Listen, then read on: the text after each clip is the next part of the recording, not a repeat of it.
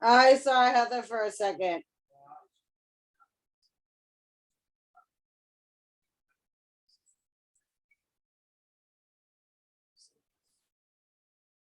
Oh, here she is. Hey, me and you are the first two there. We were the first two there. Oh. Yeah, I hear you, Kat. Good luck with this one. You're not There's a lot muted, Kat. going on. Oh shit! Hold on.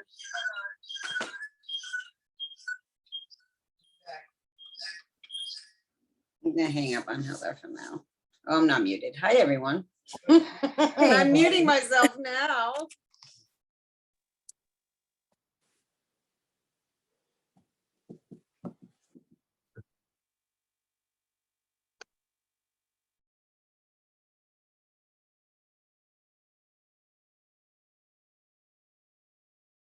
Hi, Michelle. Are you able to I just pinged you. Oh, If you okay. want. Okay, thanks. No problem.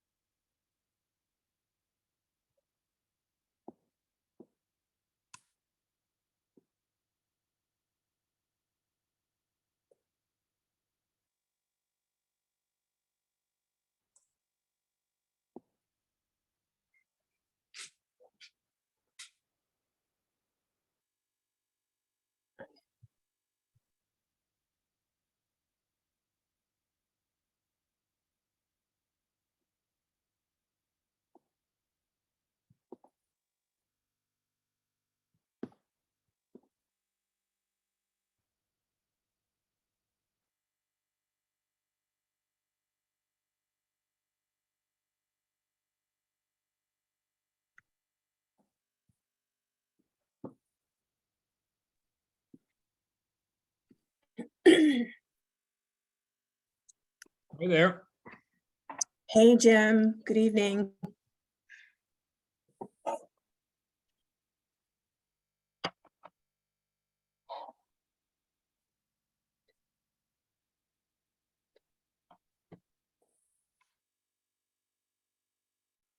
Hi, everyone. Hey, there. Alex. Hi, John. Doing well. How are you? Good. Hi, Patty. Hi, Lynn. Hello. Everyone. Good. And I thought I saw Heather's name. You Heather did. is here. Oh, there's Heather. Hi, Heather. And I see Carrie's also here. Welcome.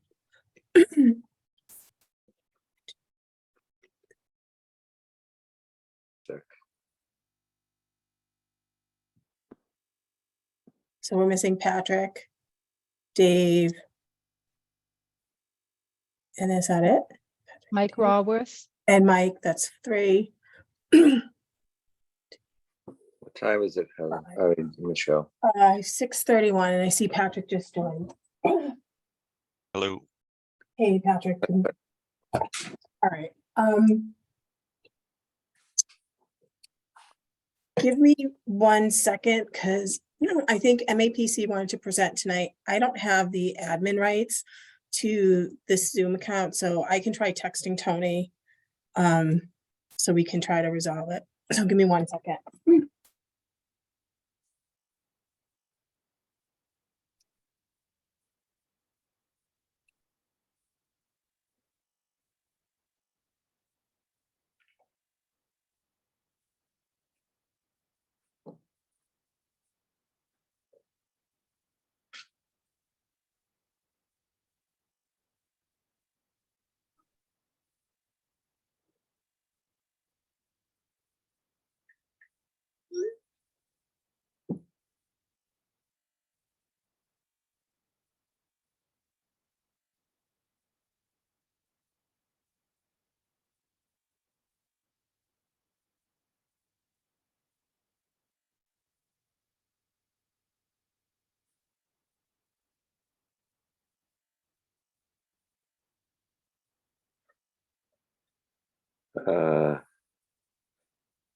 Yeah, just see that from Mike.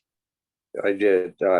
John, can you, Heather, can you send Mike Raworth the Zoom link? It's in John's email. Apparently Mike is having a problem trying to find it. It was in the email. I'll send it over to him again now. Thank you.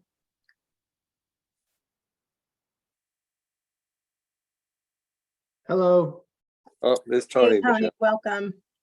I figured I was just signing on to the FinCom meeting. But Michelle, I why just don't I, texted you. yeah, do you want me to make you the host? No, make Alex the host, because I think it's mostly MAPC documents that we're going to look at tonight. Okay. All right, Alex. You're now the host. And I'm gonna sign off, and I gotta jump on the other meeting, but just text me if you guys need anything. I'll switch back over. Yep, will do. right, Thanks, Tony. Thank you. Bye. All right, great. So I should be set up to share my screen and I'll get our agenda up. Okay. So I have 6:34. Could I get a motion to open the meeting? Yeah, I'm not quite sure we need a motion. I think you Okay, declare it open. We have a quorum. Okay, we do have a quorum, so we can get started. Yeah, technically, there's no one who can make a motion if a meeting hasn't been started yet, so the chair calls the meeting to order. That's what we need to do tonight. Chair And pro then- tem or whatever it might be. Okay, so calling the meeting to order, I'm happy to facilitate, Mark, unless you want to do it. No, feel free. Why Okay. don't I take it first, and then Heather, you can take it over in a few minutes. Sounds good. But I think John and Alex, what we'd like to do first is just nominate officers for the committee, if that's possible. That would take, That is possible. Alex, can you bring up the URL that's in the chat here that's got the posted agenda so the public can see what that looks like? And I sent an email to Mike, so he should be getting on here soon. Okay.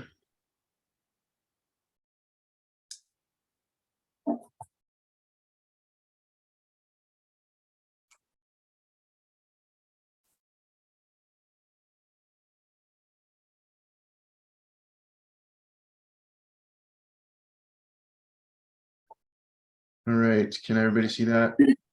Yes, thank you. No problem. okay, the meeting's been called to order. The second item on the agenda is the election of officers. So the way I believe this works is that we can make a nomination. We vote on the nomination. Once the nominations are made, we vote on the appointment.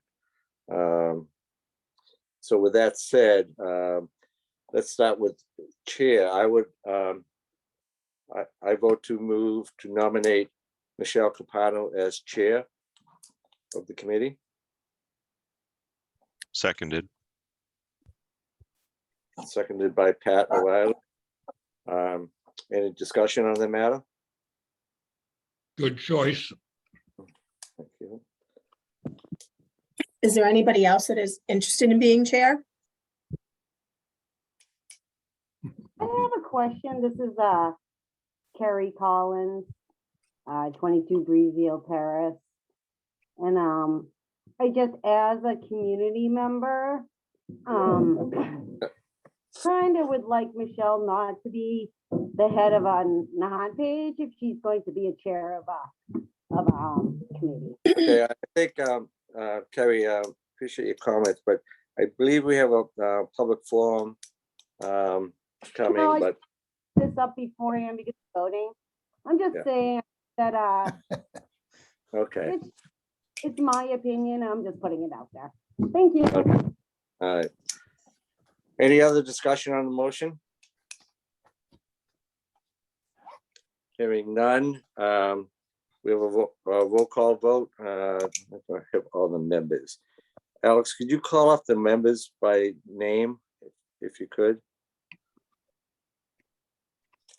Let me see if I get them all. When I go through this, I can go off what I see on Zoom here. okay. Jim Walsh, Jim Walsh, Aye. aye. Mark Cullinan, Mark Cullen, aye.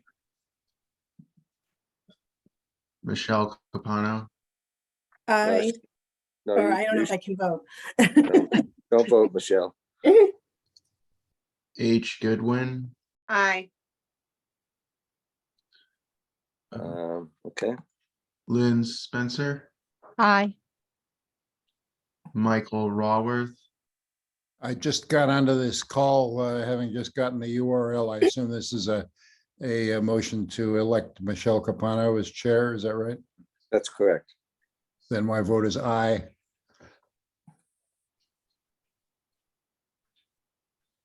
Pat O'Reilly. Aye. I have a Patty Karras. Are they on the committee? Yes. I am here. Aye. Okay, sorry about that, Patty. I believe that's all the committee members, but correct me if I'm. I think Dave Wilson.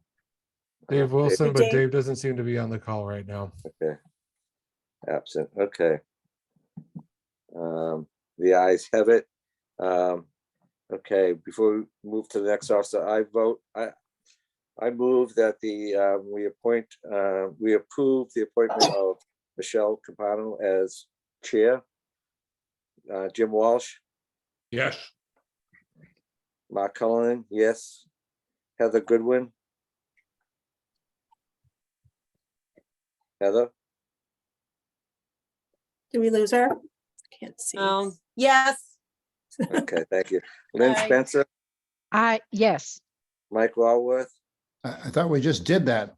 No, that was for the nomination, Mike. Oh, all right, sorry. Yeah, Then that was announced the vote. My vote is aye. Thank you for the clarification. Patty? Yes. Oh, sorry. Yeah, okay. Pat, Kath, Yes, aye. okay. Okay, let's move to vice chair. I move that we nominate Heather Goodwin as vice chair. Second. Second, I respectfully decline. Oh, yes, Yep. Wow. Oh, okay. all right. Would anybody else like to make a nomination? Of anybody else besides themselves? How about I move, okay, I move to nominate Mike Walworth as vice chair. Second. Second, Motion's been made and seconded. Discussion. So, okay, let's go through that nomination vote. Jim Walsh, Aye. Mark Cullen, aye. Heather Goodwin, Aye. Lynn Spencer, aye. Mike, we'll skip over you. Pat Cass, aye. Pat O'Reilly. Aye. Okay, I move to, you missed me, Mark. Aye. who did I miss there? Michelle, Oh, Michelle, I'm sorry, right. no problem. Okay. I move to accept the nomination of Mike Walworth as vice chair. Jim Walsh, Aye. Mark Cullen, aye. Heather Goodwin, Aye. Lynn Spencer. Lynn Spencer,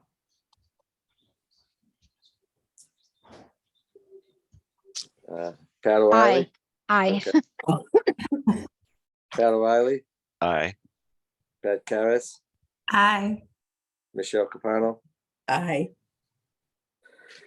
Okay, now the best position of all, the best officer of all is recording secretary. Do I have, can someone make a nomination there?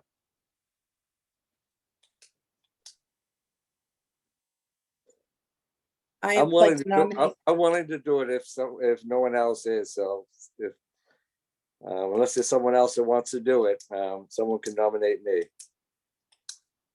I nominate Mark Cullinan as recording secretary. I second that. Can I third that? Or fourth that. Motions are made and seconded. Any discussion on the motion? No. Jim Walsh, Aye. Heather Goodwin, Aye. Lynn Spencer, Aye. Michael Walworth, Aye. Pat O'Reilly, Aye. Patty Karras, Aye. Michelle Capano. Aye. I vote to approve the nomination of Michelle, make this motion. I vote to approve the nomination of Mark Cullinan as recording secretary. Second. Motion has been made and seconded. Who seconded that, Jim? Yeah. Jim. Thank you. Any discussion on the motion? Seeing and hearing none. Jim Walsh, Yes. Heather Goodwin, Yes. Lynn Spencer, Yes. Mike Walworth, Aye. Pat O'Reilly, Yes. Patty Karras, Yes. Michelle Capano. Yes. Okay, it's all yours, Michelle. Thanks you. Thank you, everyone. So there'll definitely be other opportunities as we further along with our activities that people can definitely volunteer to take on. So we'll be working collaboratively, to get through all of the deliverables that we have set forth. The next item on the agenda is the approval of meeting minutes. We're going to defer that to the next meeting. So we can move forward. The next we'll just move forward is the discussion on the housing needs assessment data. So I'm going to pass it back to John and team from MAPC. Thank you so much, Madam Chair, and congratulations to the committee for being much more functional than our friends on Capitol Hill in Washington, DC. Y'all have a lot to be proud of. So Alex is going to go ahead and bring up the presentation. Thank you all so much for joining us here on a chilly Thursday night. Happy New Year to everybody, and thank you so much for your continued involvement with all of this, and welcome to all the members of the public who are here tonight as well. What we're going to do tonight is go through a handful of different stuff. The majority of the presentation is going to focus on the housing needs assessment data, where we took a look at all the different housing kind of stuff in Nahant and see how it compares to the communities that are the sister communities. We're going to take a look at the multifamily zoning for MBTA 3A zoning that we've talked about a little bit. I get some overview on that. Go through some next steps, talk about what we're thinking for the public forum, and then have a little bit more of open questions and discussion. We got a lot of stuff on our plate for this evening, so we're hopeful that we're going to be able to get through all of it and not get anybody to the point where they're falling asleep. That being said, I got my cup of caffeine. Hopefully everybody else does as well. We're going to get through all of this together. Alex, can you go on to the next slide, please? And at this point, I'm going to go ahead and turn it over to Alex. He was the one that pulled all this housing needs assessment data. Everything looks really, really fantastic. It's really interesting. I think you guys are really going to enjoy taking a look at all of this and give you a lot to think about and a lot of good discussion moving forward. With that, I'm going to go on mute. Alex, floor is yours. All right, thanks, John. Hello, everybody. I'm not sure when the cutoff is of when I can wish you a happy new year, but I'll just go ahead and wish you one. So it's good to be with you this evening. Big bulk of the time is going to be spent going over all the data that we've gathered on Nahant.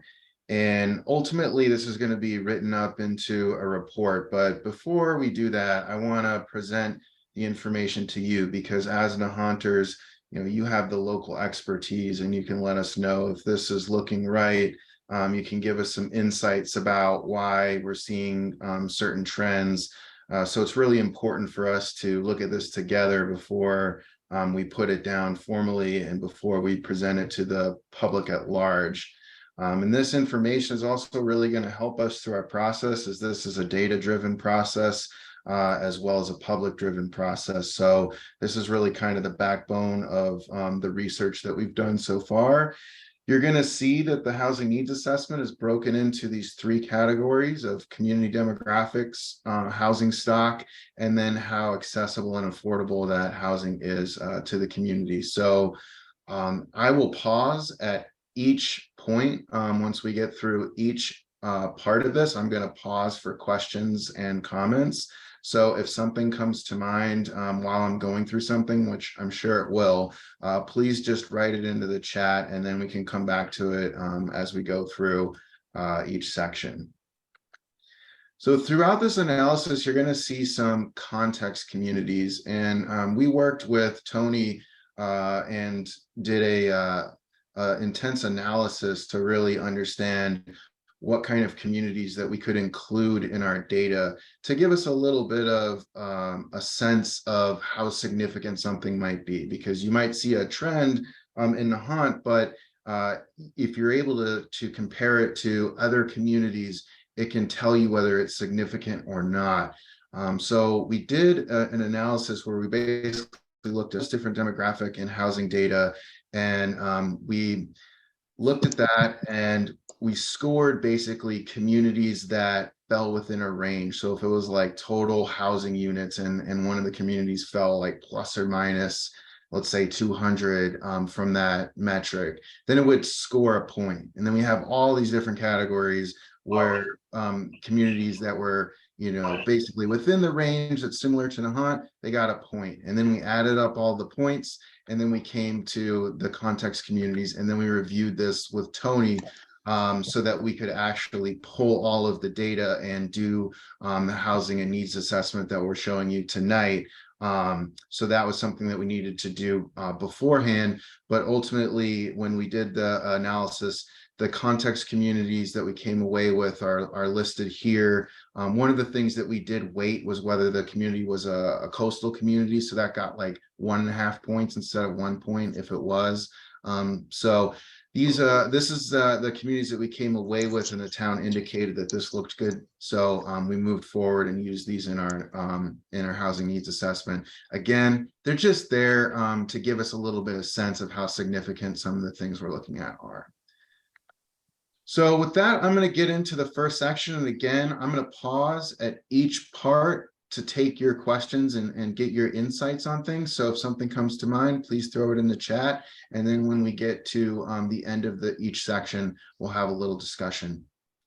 So the first part here is community demographics. And here's a chart that just shows you Nahant's total population going from 1990 to 2020.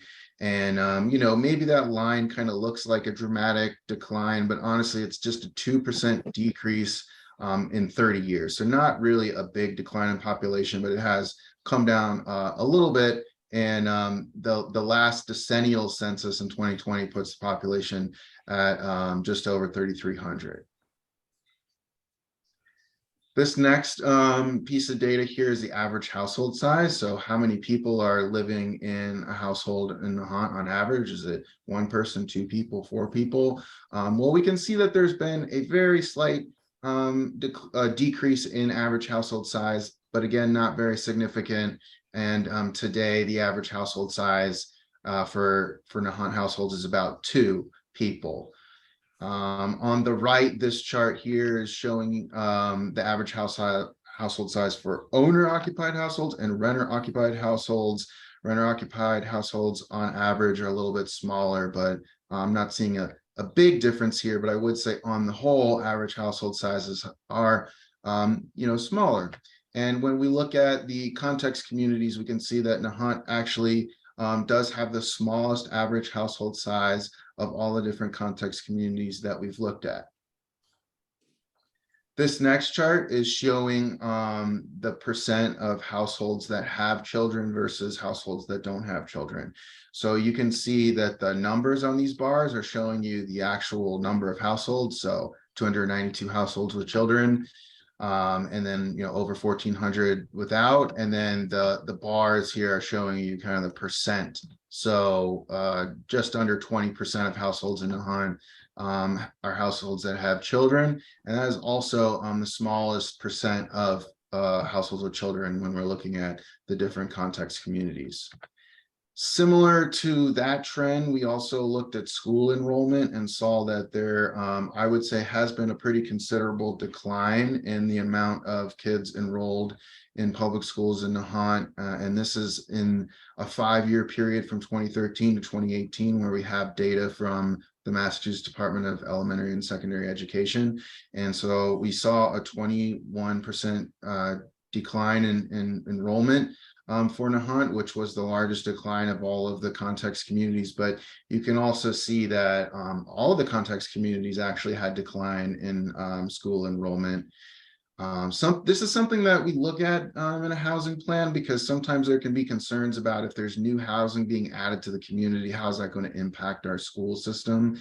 And I think from this data, we could safely say that it's not really an issue because school enrollment's been declining. This next chart shows the percent of population with a disability. So this is all kinds of physical disabilities as well as cognitive disabilities. So we can see that about 10% of Nahant's population has a disability, and that falls about the middle of the pack. Most all of the context communities are around 10%. So that's something to consider when we're looking at housing and how accessible it needs to be for everyone.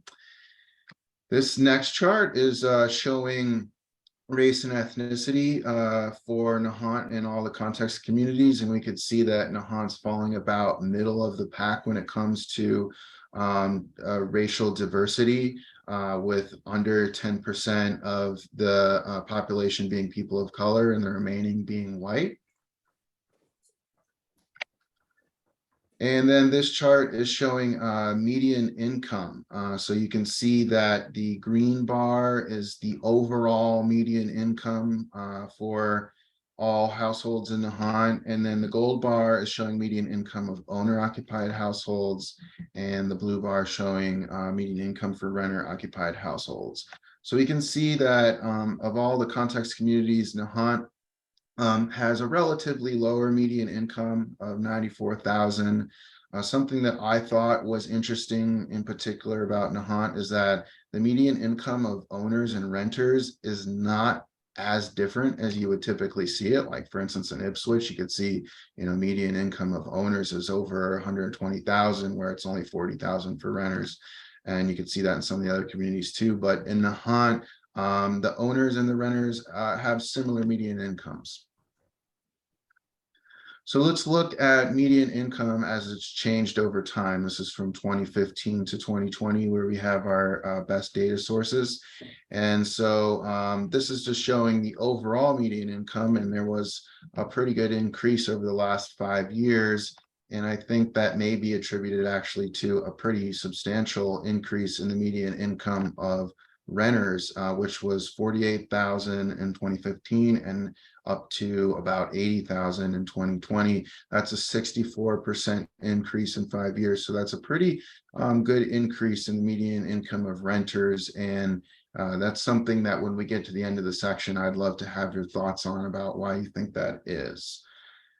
The final slide here on demographics is getting into a little bit more detail about income to really show that, yeah, you might have a median income of 94,000, but there's segments of the population that are at all kinds of different income levels. So the red bar in this bar chart up top from 2015 is showing those who are making $60,000 or less annually.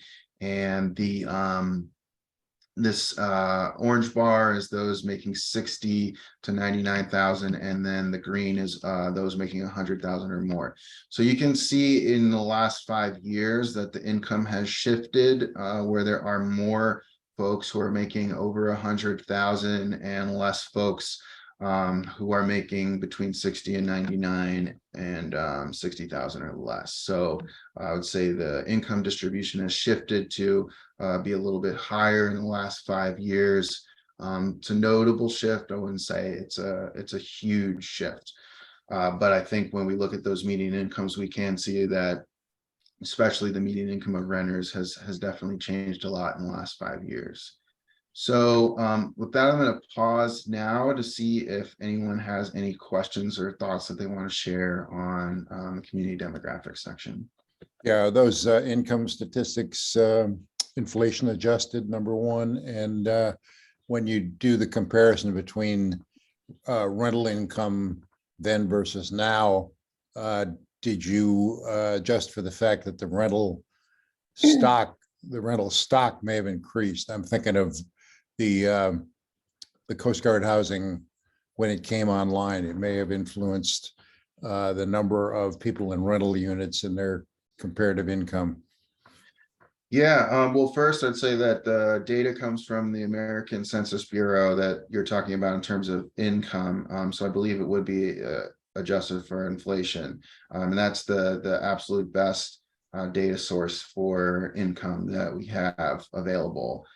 So I think we could be pretty confident in that. I think that, yeah, what you're saying about new rental units coming online so that there are more renters in the community is could certainly be the reason for the increase in the median income of renters.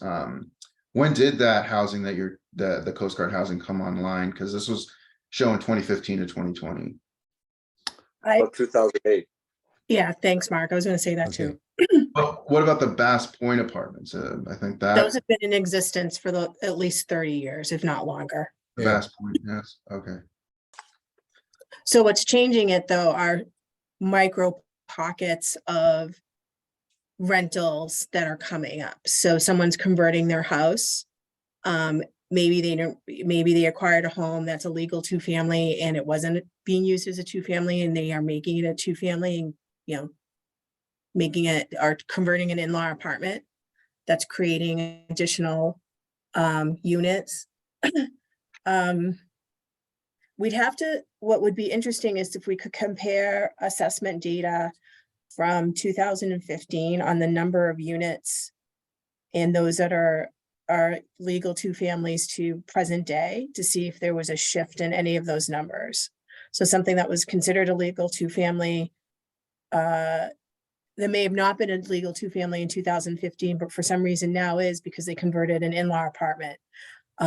Seeing if there were expansions in property, which likely could have added to number of rental units. Do we have a good sense of the number of rental units in town? Is that where are we getting that data?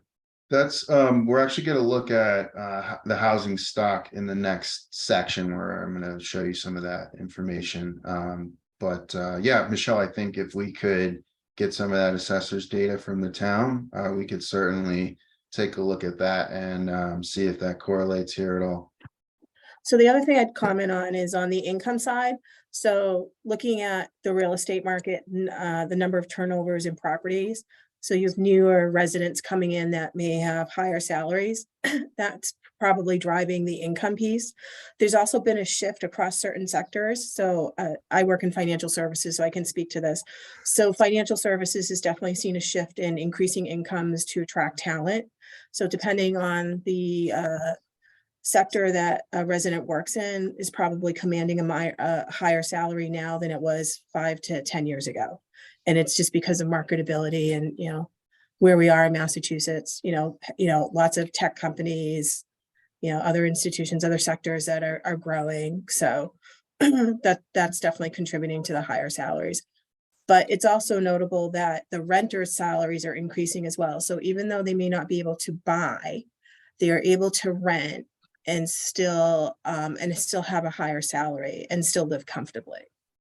Yeah, but that would apply to the other communities as well, right, Michelle? It would, but, and I think, can you just go back a couple of slides, Let me Alex? Yeah, Mike- we didn't look at change in income for the context communities, but if Right. it's of interest, we can. Go I would back one more suspect slide. I would suspect, Michelle, that the increase in income from rentals in Nahant as compared to the other communities is because of the proximity to Boston. I was gonna say that, absolutely right, but we are desirable from, being close to Boston and accessible with, the Blue Line and the commuter rail. So that's definitely a positive for our town. Well, it also could be a change of a conversion of single family houses into rentals. That could account for that. So people that were, renters before were just apartments, but now we're seeing more rentals in other units. I that's why I'd like to know how we're getting the underlying numbers on rentals. Can I just get a little bit of a refresher? This context analysis, is this a requirement that we have to do because of the 40B issue or because of the 3A issue? It's not a requirement by the state, but it's a best practice for us when we're doing housing production plans so that, we can have a little bit of a better idea of whether, something going on in the Nahant stands out, and it's something that we should take a closer look at, because it's just kind of hard to see if something is significant or not without having something to reference it to. Well, is there, I guess I'm a little bit of a loss as to how this would influence what we need to decide. Can you give me an example of, let's say, another community that you all have worked with where this context analysis helped them to decide between A and B? Mike, I think that what you're speaking to is exactly what this sort of thing is designed to do. So the idea is that once we get to the point where we start making recommendations for housing strategies and how they can be implemented, we want to be able to look at other communities that are as similar to Nahant as possible and see what they're doing. If we came back to you guys and said, hey, here's this really cool thing that happened over in Cambridge, it wouldn't be unreasonable for you to say, well, why would we want examples from Cambridge? They are nothing like Nahant, right? So what we're looking to do is find examples of communities that are as similar as possible, see where we're alike, where we're different, get an idea as far as how Nahant compares to the other parts of the region that are the most like it, and then also use that later on to be able to look at it. So to select communities from which to draw examples of favorable things that they've done. Is that it? Exactly. Okay. Thank Yeah, you. it's just designed to help us understand things a little bit better, give us more information, and it could, like John said, inspire us at some point to say, oh, let's see if that community's had any interesting policies that we might want to look at and consider. Thanks. I have a question on the school enrollment. I noticed that the dates that you have are 2013 and 2018, and you show a 21% decrease in public school enrollment. And I think that's probably fairly accurate, but it would be, I think, important if you've got the more current enrollment data to look at, because I know firsthand that enrollment in preschool and kindergarten has increased dramatically over the last 2 years. What data did you say? School enrollment. Yeah, is there a source that you recommend to look at? Well, I mean, I would just look at enrollment, because the numbers that you are giving, you said were from 2013 to 2018. What I'm suggesting, Alice, is that from 2018 to present, there's been a giant increase in enrollment. Okay, we can take a look to see if there's more recent data available there. Yeah, conversely, we've seen a big drop in the 4th and 5th grades at the elementary school. So the question I had on the school numbers was, is this just the elementary school, or does this include this? I mean, I see Swampscott up there, but we send our kids to middle school and high school in Swampscott. So is Right. that, Yeah, is this just the local? I was aware of that, but there's no way to break that out. So I Okay. kind of just like left that with those enrollment numbers with Swampscott, which I'm sure does include. That's what I was thinking. Yeah. So this is really a little bit of apples and oranges, but yeah, it does. I think it does accurately reflect some drop in the elementary school, at least. And then for Swampscott, which does include Nahant middle school and high school students, they also have I think it's like a 3% decline. But Mark, I will see if we can get more recent data from the education department. Yeah, I just think that the elementary school numbers probably skew it because of there's that age, that bubble, the inverse bubble there. Would it be best to look at it from two segments? Do it from K through 6 and then 6 through 12. Therefore, because to Mark's point, we've seen the increase in the K through 6, but the 6 through 12, we may see the decline on the other side because we're sending the kids to Swampscott. Yeah, I'm not sure if they have the numbers. That's a good question for them, but I don't think we've seen K through 6. I think we have an increase in the lower grades, but currently we have a decrease in the upper grades. I think there's actually one student in one of the classes, or just 3 students in one of the classes. So it's I think you're very low. right. I think you're right, Pat. I think that that cohort is moving through over the years, and I think what we'll see. My only concern is that we're picking up the new number, the new cohort that's beginning at preschool levels that will continue through 4th and 5th. Yeah, we've definitely seen maybe it's a temporary drop in numbers. I think we can talk to our superintendent of schools. He should have that data available to him and accessible. Yes, we can certainly follow up to do that. And I believe someone also mentioned if we could break it out. It complicates things a little bit since many of the students in the middle school and the middle school and high school students go to Swampscott, but we can again, maybe talk to the superintendent, Jim, and see if we can get the data. Some things we're limited by what information we have, but yeah, I'm hearing that we want to try and see if we get more recent data here and if we could break things out. Alex, I can help pull that information for you. Okay, great. Thank you.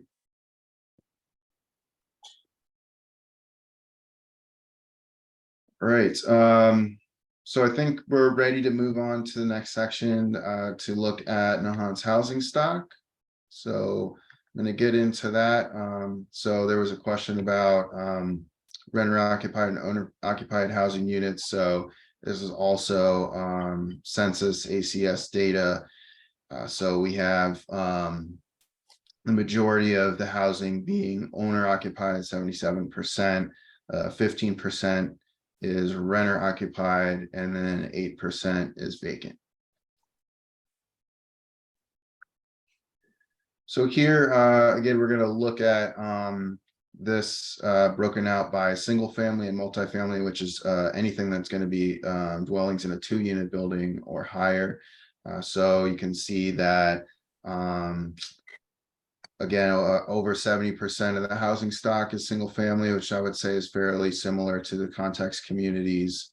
I'm not seeing a big difference there. But yeah, to understand that over 70% of the housing stock is single family, the remaining would be 2+ or more. Looking at that more closely, 73% single family, and then the rest of the dwellings by what type of building they're in is broken out in the green shades and the red shade of the pie chart there. So one thing I'd say was interesting here is to see that of the other types of housing, there's a pretty good deal of it that are within 2 to 4 unit dwellings, 2 to 4 unit buildings. So duplexes and dwellings that are in these types of buildings. You know, in the planning world, we kind of look at 2 to 19 unit buildings as being kind of that what can be called sometimes missing middle between like a large single family house and a large apartment complex. So most of Nahant's missing middle is 2 to 4 unit buildings, and then do have the 3% of housing units in buildings of 20 or more units.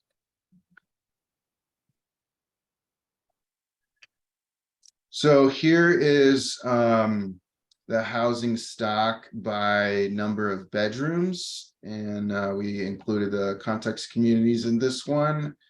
So you can see that over half, close to 60% of the housing units have 3 or more bedrooms, which is the highest percentage of all the context communities.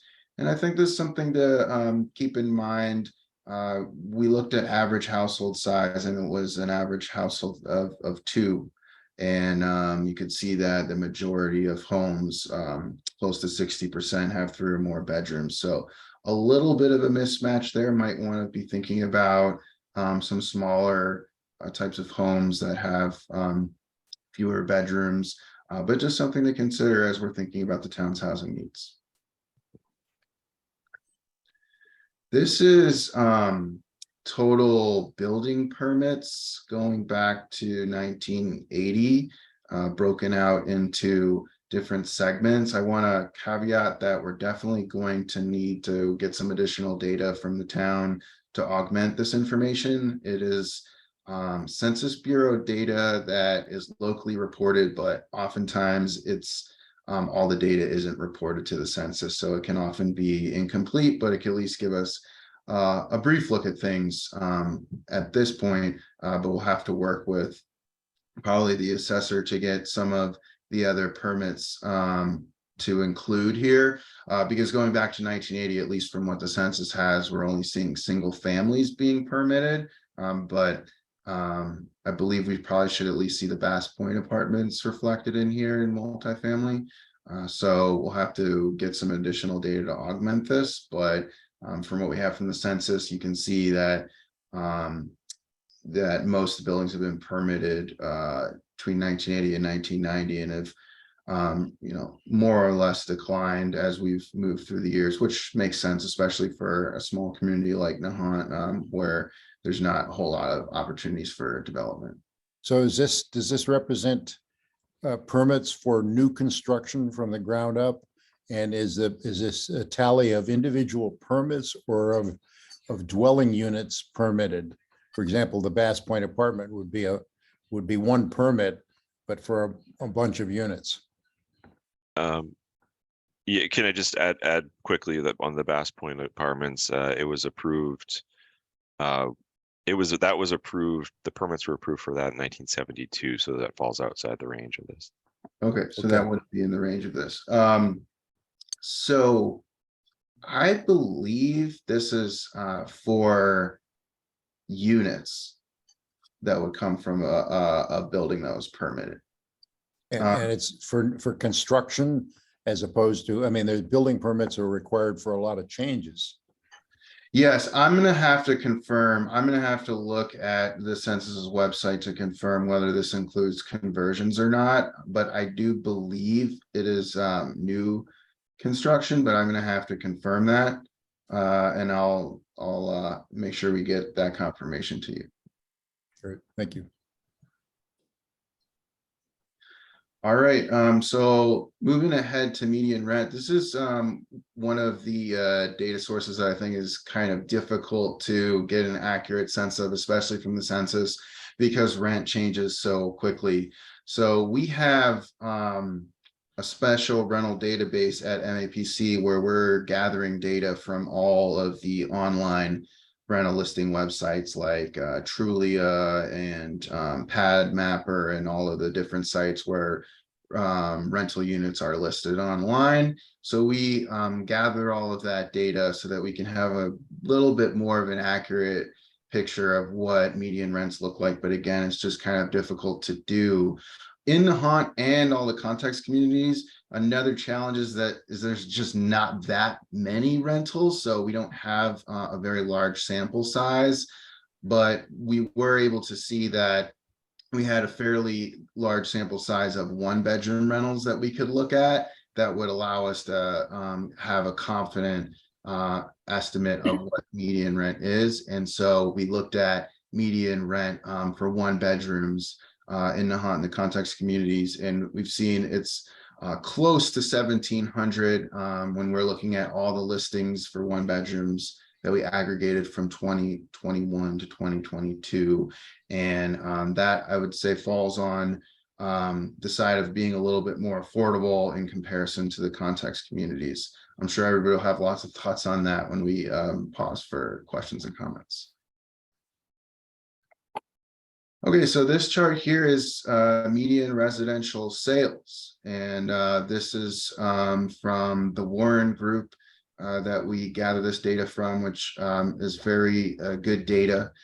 And we can see that Nahant by far has the highest median sales price for a single family home of all the context communities. Now, that is shown in the orange or gold bar. The blue bar there is the median sale price of a condominium, which could be within a building, but it's owner occupied. It's just not a detached single family home. That is significantly more affordable at $376,000. Let's look at this as it's changed over time. I mean, you can see that folks who were buying a home in year 2000 were encountering a situation that was a lot easier, I'd say. And it is just like most communities in Massachusetts and especially Greater Boston has just really increased over time. I would say from 2020 on across the board, we see these really big increases in median home sale prices. Likely has to do with the interest rates for homes being really low, where we're seeing a really big push for people trying to get in on low interest rates, and a lot of people buying homes, which really drove up sales prices in the last 3 years or so. So since 2020, we've seen a 78% increase in the median sale price of single family homes in Nahant, and a 14% increase in condominiums. And when you see blanks there, it's just because there weren't enough condominiums sold to get median sale prices in those years. But We can see that the condominiums are more affordable, which would make sense, but the issue is that there's not as many of them. This chart is showing that the actual frequency of residential sales in different years. So how many single family homes were sold, how many condos were sold in these various years. So you can see that it's been as high as 40 single family homes being sold in a year in 2000. 27 in 2010, and then in 2022 we saw 25 sales of single family homes and 4 sales of condominiums. So again, the single family homes are real expensive. The condos are more affordable, but there's fewer condos. All right, so what's everybody's thoughts on that, or any thing that you'd like to have clear?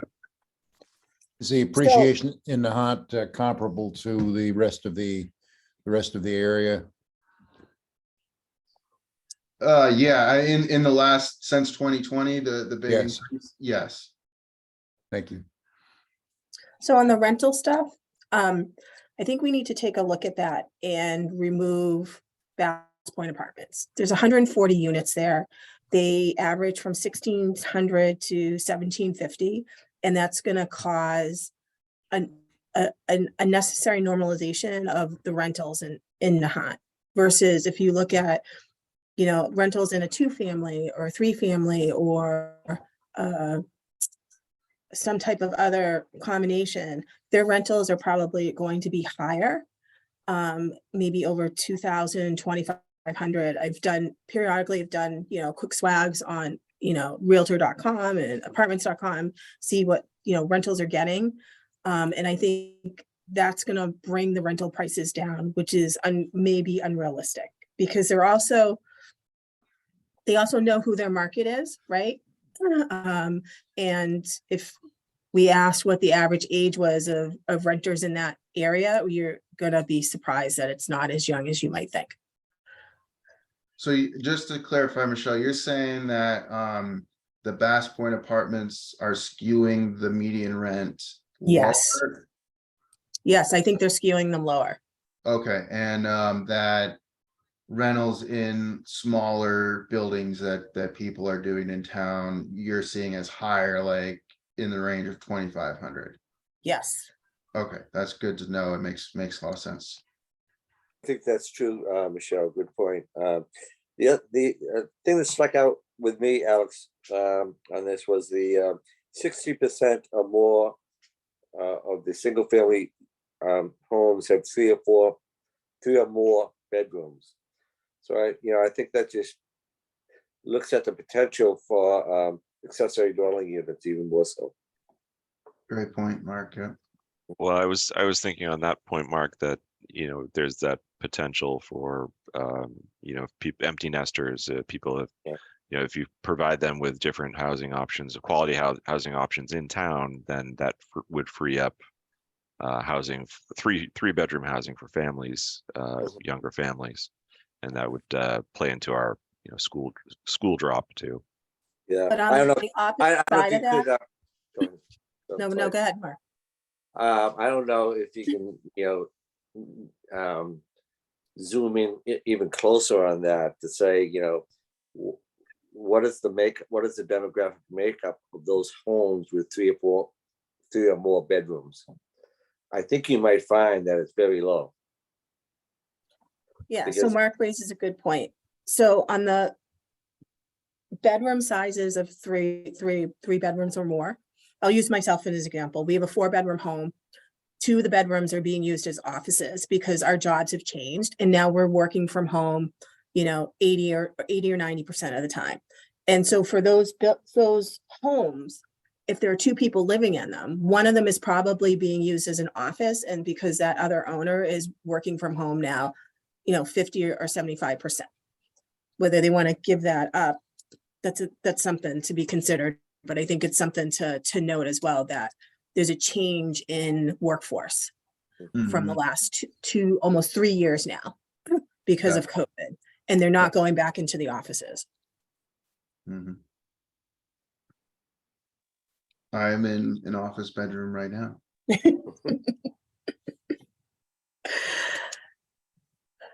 Okay. I just wanted to note that John was able to actually look at the census website and confirm that those permits are for new construction, Michael. Thank you. Yeah, I was just gonna ask that next question on building permits. So that's just new construction, so which makes sense. Outside of, I think what would be interesting is if we did source all of building permits, how many of those permits were add-ons or built outs to existing homes? They created an extra office, an extra bedroom. You know, that's creating more units as well. Or conversions of, like, say, does the town allow conversions of a single family to multifamily? No, No, Not by right. Yeah. not by right. Geez, Patrick and Heather, I see the back screen here of your houses on it, on Breezy Hill. Oh, yeah. Oh, they're apart. Okay, sorry. Hey, any other thoughts before we move on to housing market and affordability? All right, so let's get into the affordability section. So we did send some of these terms and concepts around in your packet. If you had a chance to take a look, we kind of need to have the same vocabulary to understand some of these things. So I'll just go over it briefly now, but I'm always asked what is considered affordable. And basically, if your home costs no more than 30% of your income, that's what we would consider affordable. So the U.S. Department of Housing and Urban Development gathers data, and when they see that someone's paying or households paying more than 30% of their income on housing, they classify that as cost burden. And so if you're cost burden, basically it means you're spending so much of your income on housing that it's making it difficult for you to pay for other necessities like food, healthcare, transportation. And by the way, you have less discretionary income that can, support the community. So if you're paying more than 30%, that's cost burden. Then there are households that are paying more than half of their income on housing, and that is classified by HUD as being extremely cost burdened. So that 30% number is key. When we're looking at what I'm going to call lowercase a affordable housing with a lowercase a and a lowercase h, I'm talking about housing that's in the marketplace. So its cost could change as the market changes, but this housing is typically affordable, means typically going to cost less than 30% of your income because of size or age or other favorable characteristics. So I'll give you an example. Having a townhouse condominium is probably going to be more affordable than trying to get a big detached single family home, or a smaller studio apartment is going to typically be more affordable than a 3-bedroom apartment. And so an accessory dwelling unit is going to offer more of an affordable opportunity. So the greater variety of housing types that you have, the greater chance that you're going to get this kind of naturally affordable housing that's in the marketplace. So that's lowercase a affordable housing. Uppercase a affordable housing is housing that is actually required to cost no more than 30% of your income through a deed restriction. So nonprofit and for-profit developers build uppercase a affordable housing through several different ways. It's also something that communities can require through inclusionary zoning to say, hey, a certain percent of new housing in the community that a developer is going to be building has to be uppercase a affordable housing. So I think it's helpful to think about it in those two different ways, as lowercase a and uppercase a each are very important. Lowercase is that way simply because of market circumstances, correct? Right. And it could change and become unaffordable depending on what happens in the market. Correct. Another way that you'll hear people refer to lowercase a housing, affordable housing, is quote naturally occurring affordable housing, which, like you said, the market takes care of it. Uppercase is just making sure that we're able to have extra protections in the place that the market doesn't provide. Right. And Legally constrained in terms of uppercase. Yes. Right. And that's a great segue into why uppercase a is really needed in greater Boston, I mean, housing prices are, maybe top 5 most expensive in the country. So a lot of times the market is just not serving the folks that are here. And the way that eligibility for affordable housing, so if we're talking about uppercase A affordable housing, you have to be income eligible in order to live there. And so the way that eligibility is determined is through area median income. The area median income, the latest area median income from 2022 for Greater Boston, which includes Nahant, is 140,200. If we look again at Nahant's median income, that's significantly higher than Nahant's median income.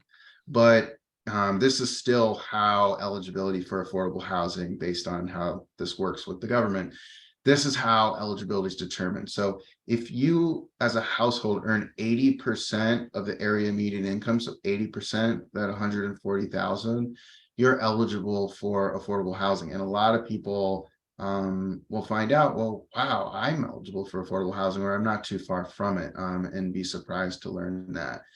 So this number is going to vary by household size. So 80% AMI is going to be different for someone living alone, for a 2-person household, 3-person household, 4-person household. But you could see an individual making up to 78,000 is typically going to be eligible for affordable housing. So they can make just under Nahant's median income and be eligible for affordable housing. And so it's different though when you do different household sizes. This 50% AMI is just the way that kind of classify people who need more deeply affordable housing. So this is something where if affordable housing was built and financed in a way where it was deeply affordable, it could be something where actually, if you make 80% AMI, you're not eligible for this type of affordable housing unit. You have to have lower income. You have to have 50% AMI. And then that goes all the way down to the 30% AMI, which is known as extremely low income. So this is the data that HUD gathers and is typically how affordable housing is broken down. So you might see a development that has like maybe 75% of it is market rate housing units, and then 10 or 15% of it is 80% AMI, and then the rest of it is deeply affordable, and you can have it at 50 or 30% AMI for those folks. But as you can see, you can have a pretty high income and be eligible for affordable housing, which maybe sheds a little bit of light on why we see actually a pretty fair amount of households in Nahant being eligible for affordable housing. So all of the different shades of red in this bar are households that are eligible for affordable housing, going from the 80% AMI in the lightest shade, the 50% AMI here, and 30% AMI here. So all of these folks down are going to be eligible for affordable housing. That's 40% of households in town. And then you can see these are moderate income, who are between 80 and 100% AMI, and then the upper income, which is more than half of households in town, which is 100% AMI or more. So here's cost burden. Remember, we were talking about if you spend more than 30% of your income on housing, your cost burden. If you're spending more than half, you're severely cost burden. This is showing cost burden, severely cost burden households in Nahant and the context communities. We can see that Nahant is falling in the middle of the pack in terms of cost burden, with a little bit more than 35% of households in Nahant being either cost burden or severely cost burdened, and roughly half are cost burden and roughly half are severely cost burdened. Now, who are these households, or what do we know about them from the data that we have? So what we did here is we looked at elderly households. So this is a household that could be a senior living alone, or a household that's led by a senior. And then we have family households, which we classified here as households that don't have any seniors and are 2 or more people. And then this one here is folks who live alone or with roommates who are not senior citizens. So we can see that actually of these different households, the share of people who are living alone or with roommates have the most cost burden. Over 50% of those households are cost burden, which makes sense because there's only one income, right? And then with elderly households, we can see that over 30% of elderly households are cost burden, and then just over 20% of family households are cost burden. So I think the takeaway here is that everyone is struggling with housing costs.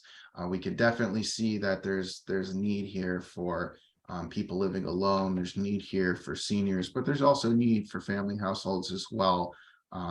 So that gives us a little bit of a better picture of who's dealing with some housing pressure based on affordability. Then we looked at cost burden by age, where we aggregated those who are 65 or older, and then everyone else. And again, you can see that it's close to equal. There's slightly greater cost burden for seniors, but we're still seeing almost 40% of other aged households having a close rate of a similar rate of cost burden. Here's cost burden by income. So you could actually be a very affluent household and have very nice home, but it may still cost more than 30% or 50% of your income, and you'd be cost burden. But obviously, if you have less income to begin with and you're using so much of it for housing, that's a greater issue. And so we could see of the households who are low income, and those are the 80% AMI households, just over 70% of them are cost burden. So to me, that really shows that there is some financial strain going on here caused by housing prices. Now I'm going to look at the subsidized housing inventory. This is the state's record of affordable housing, and we're talking about uppercase A affordable housing. So the way that the subsidized housing inventory percentage, which you probably see most often, is calculated is you have the number of SHI qualifying units, which generally speaking are uppercase A affordable housing units.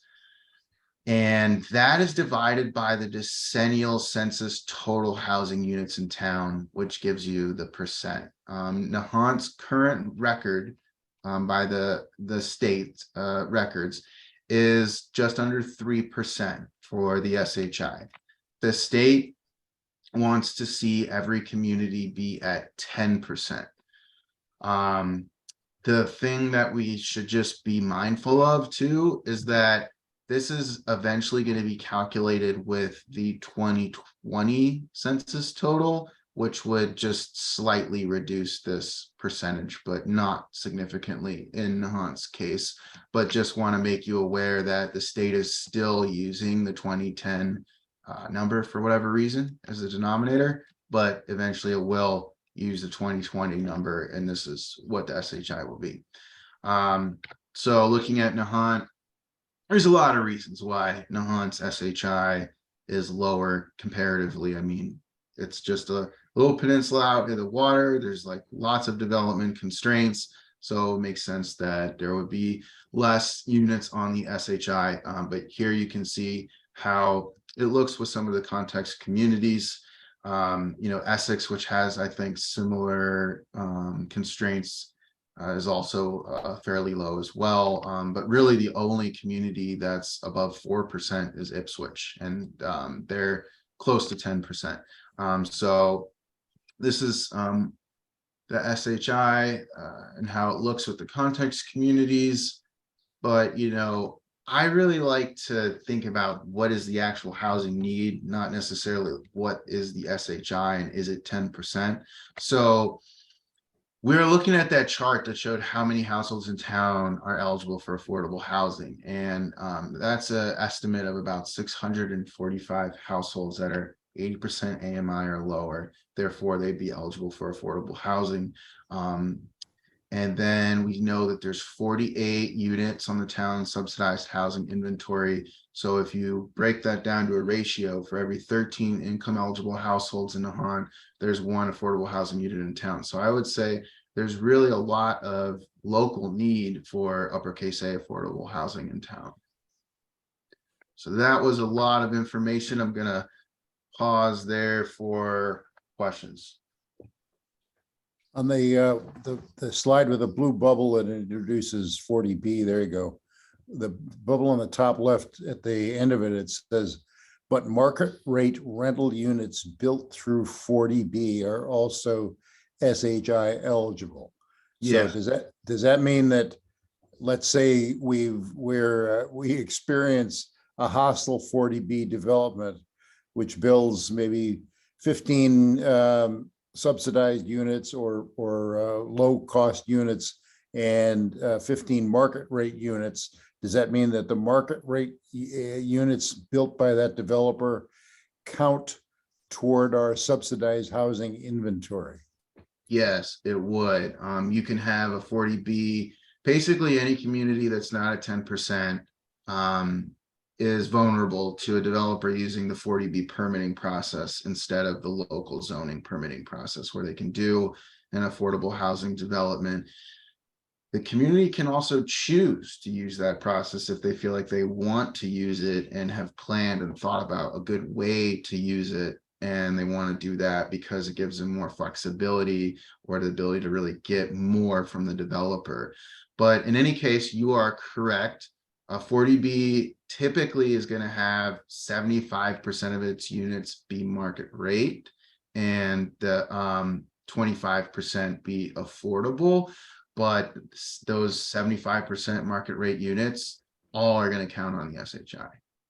And would count in our favor toward meeting the 10% threshold. It will bring the 10% up. They will So, count. but that would be for the duration of the subsidized housing. So if there's a 20-year, limit on that restriction, then it would go away at the end of that 20-year, right? Well, that's speaking to the uppercase affordable units in the 40B. So like, yeah, you'll see sometimes where they're making the affordable units affordable for only 15 years. I mean, we always are encouraging to make these agreements so that they're affordable in perpetuity, so that you don't lose a unit that was affordable. But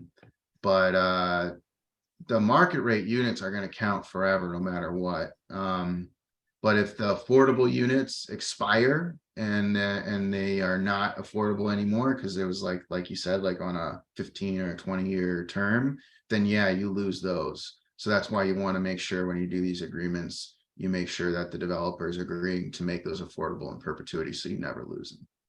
But even if you can't achieve that, when the restriction that made the 25%, let's assume, affordable, when that restriction expires, you still are able to count the 30 market rate units toward your 10% threshold. Is that right? Yeah, the market rate units that were there are always going to count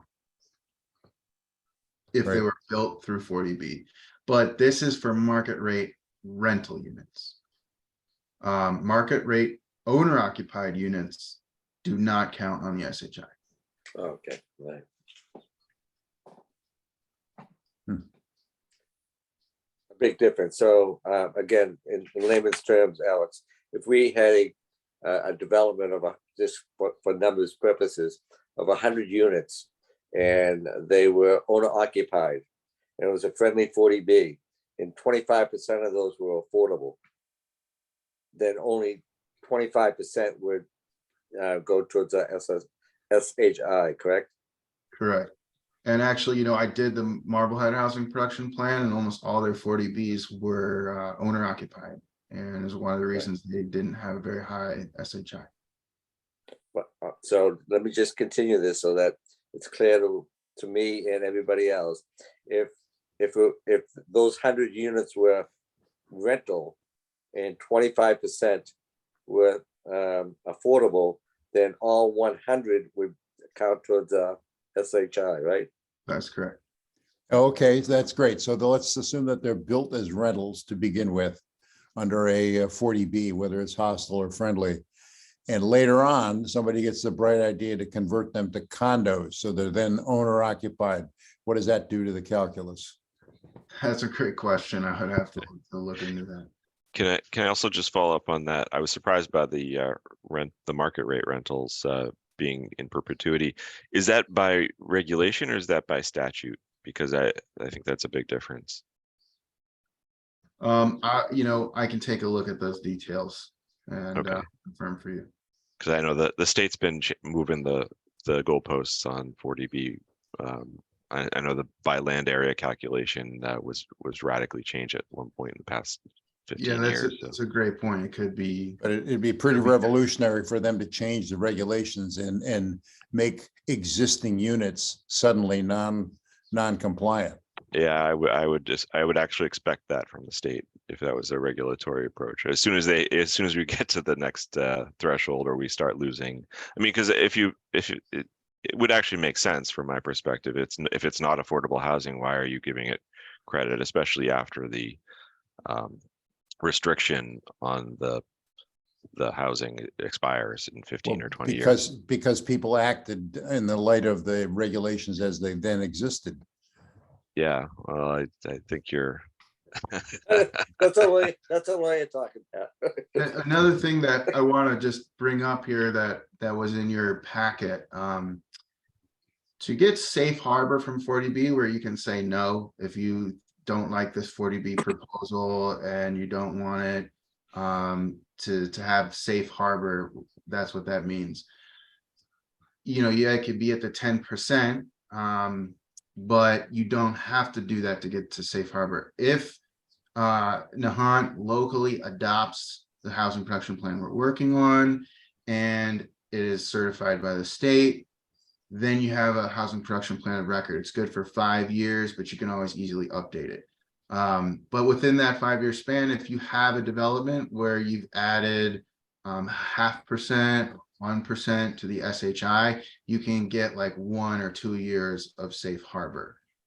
So, safe harbor doesn't have to mean getting to 10%. You could get safe harbor for certain time spans just by making some progress on the SHI. Good point, Alex. So let me ask you this question. So there are 2 safe harbor thresholds. One is the 10% and SHI, and the other is, what is it, 2% of the GLAM? Oh, well, you're talking about GLAM. That's actually another way to get safe harbor. I know, but let me continue with this. So the GLAM is what, 2%? I actually am not familiar because we don't do a lot of the GLAM work, but Okay, so could you explain to people what GLAM is?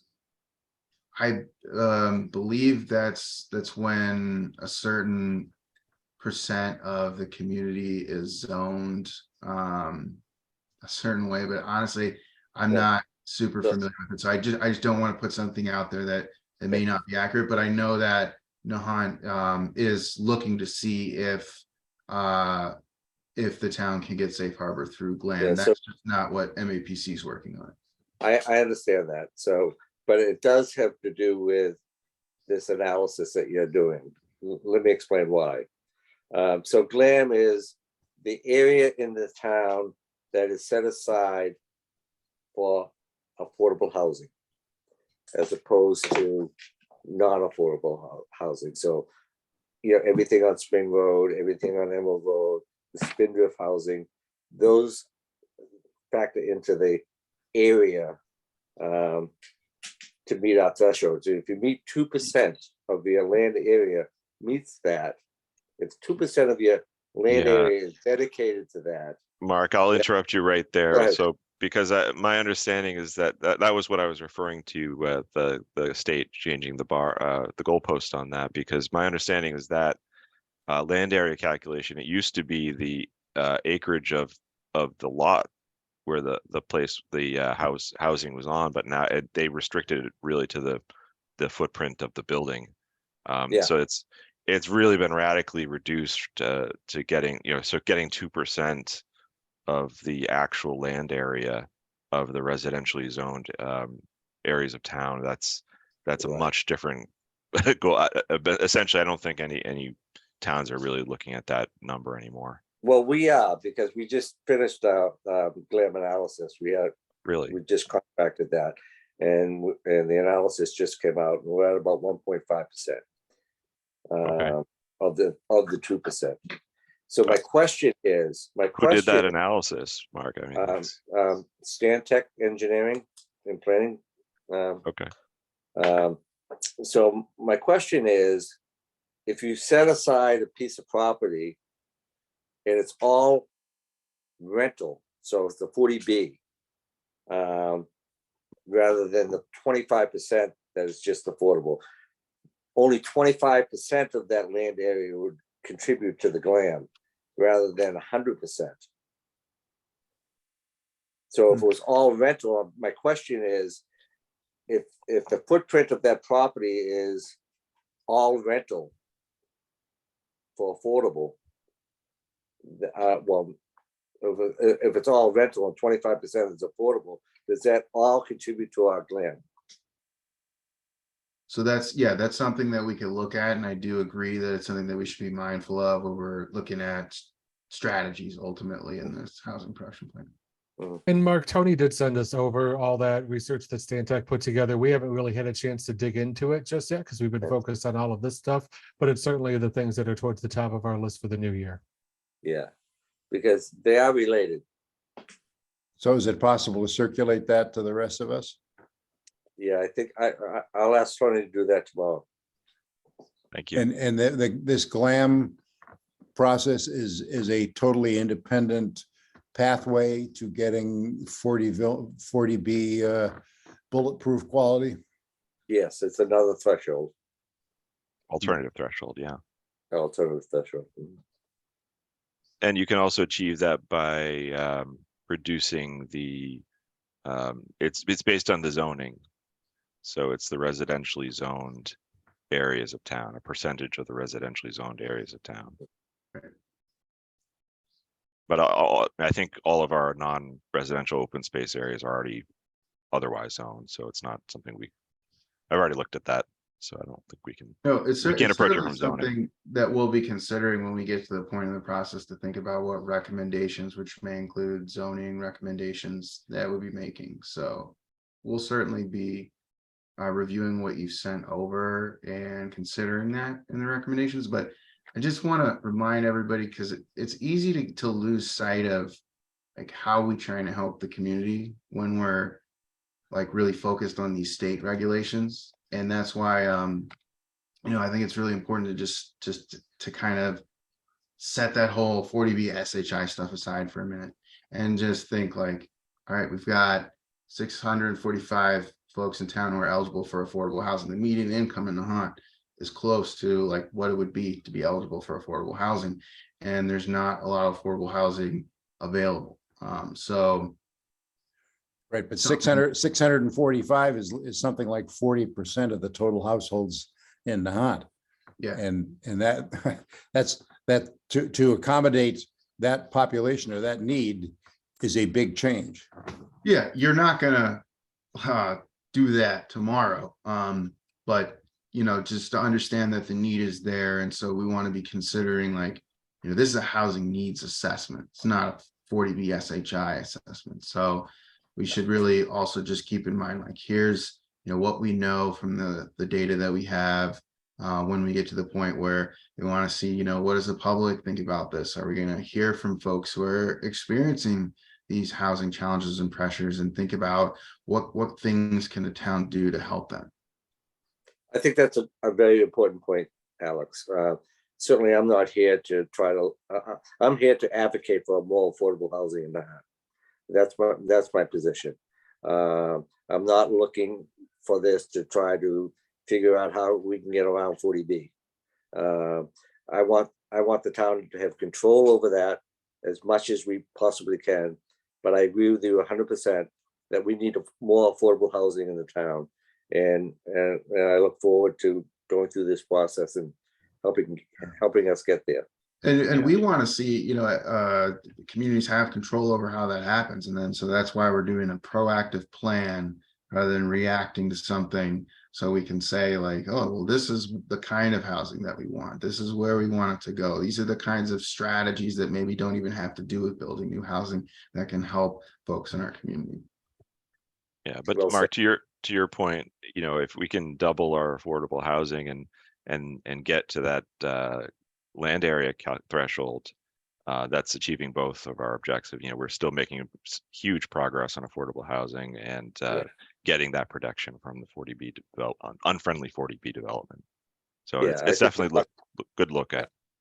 Yeah, absolutely. Definitely. All right, well, thanks everyone. This is really helpful information for us to take, so we can take a look at, what additional data sources do we need to bring into this to build a fuller picture, and to have your insights about some of these different trends and findings so that we can really qualify this information. And ultimately, we're going to be taking the next step to actually learn from the hunters at a forum. And so all of this information we'll gather and put together in the report, and it helps us when we get to the point when we want to start thinking about recommendations.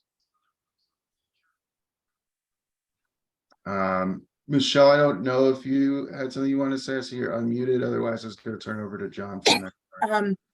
No, I think this has been, it's so informative. I'm going to hold my questions right now. Okay. All right, everyone, we're going to shift gears now real quick and talk about the multifamily zoning for MBTA communities, also called the 3A zoning. I'm going to use these interchangeably. 3A zoning is kind of just easier to say. So that's probably what I'm going to do for most of it. And we're going to go right ahead and get started with our first slide right here. And what I want to do real quick is just have an understanding of what this is and what's going on. So this is required by, it was passed by state statute, signed into law, and the Department of Housing and Community Development put together all the different guidelines for how this is going to happen and who's expected to do what. So this is required for all MBTA communities by the state, and these are communities that are served by or are next to communities that are served directly by the T. So that's the subway that the DHCD guidelines call rapid transit, the bus lines, or the commuter rail lines. The zoning requirements vary greatly by the community type, regardless of how you're served, depending on how you're served and all that kind of stuff. And Nahant is classified as an adjacent small town because there's no rail service that runs to Nahant. The communities that are neighboring it have the rail service, and the population size takes it from an adjacent community to an adjacent small town. The goal of this is to allow for multifamily by right, and a change of zoning could happen. It could be a new zoning district, it could be overlay district or districts, but whatever it is that has to happen in order to make this work, it has to allow for multifamily by right somewhere. The zoning has to be adopted for adjacent small towns by December 31st, 2025. Nahant is going to be submitting the interim compliance with the state. That has to happen this month. It's basically just a 2 or 3 page form that we're going to walk Tony through getting filled out. That'll put everyone in interim compliance. And the expectation is that the zoning will be passed at a town meeting before December 31st, 2025. And we had some questions from folks about, what order are we doing things, or how does the HPP and the 3A kind of go into all the other stuff that's happened? And the reality here is that we want to make sure that everything is in place well ahead of time. And you guys see it. You guys are well aware that sometimes things happen where town meetings become topics of conversation where you want to focus on something and something gets put on the back burner, or maybe we can't come to consensus as a town around what these guidelines look like, and there might need to be small revisions or something to happen in order to get it through and get it passed. So by doing all of the work in tandem with the housing production plan, getting all of the zoning, the housing plan over to you guys, getting all of that stuff delivered this year in the summer, it gives you lots of time to make sure that you're able to take it to town meeting, take it to the right town meeting, and be able to come back to the drawing board a little bit should there be anything that needs to get changed to get it across the finish line. You guys were both all sent the scopes of work that we had. Some of them were preliminary versions that weren't attached to the contract. So we didn't want to include all the legalese and all that kind of stuff that Tony had to sign. But the important things are, when you look through those documents, if you haven't already, is just looking at the deliverables, looking at the timeline, and seeing how all of this stuff lines up. And our contract with the town says that we will be done with all of our work for this in July of this year. And that means that's when the work that you guys are going to be doing as far as these committee meetings and things like that will be coming to an end. And at that point, you'll have all the deliverables to hopefully take this to town meeting and really rock it. And hopefully we're able to get as many people on board as possible to make sure that it passes. Next slide. So talking about the adjacent small town, this is how the whole MBTA region looks. You can see it's, for all intents and purposes, the eastern part of Massachusetts. Boston is exempt because they already have density that matches the requirements. And all the other communities that are served by or adjacent to the T are part of the MBTA, and we can see all the different color classifications that they have. It's a little challenging to see Nahant being a peninsula coming out into the bay and into the ocean here. Oh, I like that little laser pointer. Quality stuff, Alex. So yeah, that's what we're looking at. It's an adjacent small town. So the light is the yellow that we have here. And so the biggest question that everybody comes to us with at MAPC is, well, why is this happening? Why did Massachusetts choose to do this? And the simple fact of the matter is that there is a housing crisis. It's not just across the country, it's in all of our backyards as well. Massachusetts has among the highest and fastest growing home prices and rents of any state in the nation. The costs have dramatically increased financial pressures on low and middle income families, forcing them to sacrifice other priorities in order to pay for housing costs. And it's a primary driver of homelessness. So at the end of the day, people are doing everything they can to keep a roof over their heads, and it's becoming more challenging than it has been in years and decades past. There's high costs that are related to all of this sort of stuff. And we want to make sure that it remains a competitive place, a competitive market that people want to move to. They want to become part of all the good things that are happening out here. And when they look at the housing costs and they see all the challenges that it takes in order to get there, that's something that the state is really worried about. And they're saying, look, if this happens 10 years, 20 years, 30 years down the line, is this still going to be a desirable place to live? Or is it going to slip into the economic decline that we've seen happen in a lot of other areas of the country as the boom and bust economic cycles kind of happen? So they want to put in safeguards to prevent that. And all of that comes directly from the Massachusetts Department of Housing and Community Development, who I'll refer to throughout this presentation as DHCD. That's the wing of the state government that handles all this stuff. The benefits of 3A zoning are it allows a local housing need to be met, creates a lot of that uppercase affordable housing, adds some lowercase affordable housing, make sure that we're able to get the town's SHI where it needs to be. It also has a lot of implications on state funding. This is eligibility for housing choice, capital grants funds, MassWorks funds. It's considered in other state discretionary funding decisions. We don't know entirely what that means yet. I think realistically what happens here is, folks are going to be scoring grant applications, taking a look at things that the town wants to do, and the same way that they might look and see, well, do they have a housing production plan? Do they have their SHI goals met? Do they have safe harbor? Are they making progress? Another thing that they're likely going to look at in these scoring decisions is this town or city 3A compliant? And we know that the housing authority budgets are likely to be affected by this. We know that some housing authority directors have gotten notices saying that if their towns aren't in compliance, they could see capital grant money slashed, because some of their funding comes directly from the capital grants funding program and things like that. So we want to make sure that, for all the folks that live in Nahant, you guys pay your taxes, you're doing everything that you're supposed to. We want to make sure that you're going to be eligible for the funds that are the same that the rest of the state is being eligible for. And in order for that to happen, the 3A zoning has to be enacted and it has to be in compliance. Next slide, please. So the zoning requirements are a little bit different for everybody. And a lot of it's based on the classification. And because Nahant is a small adjacent town, the zoning requirements are much less than they are for most of the communities.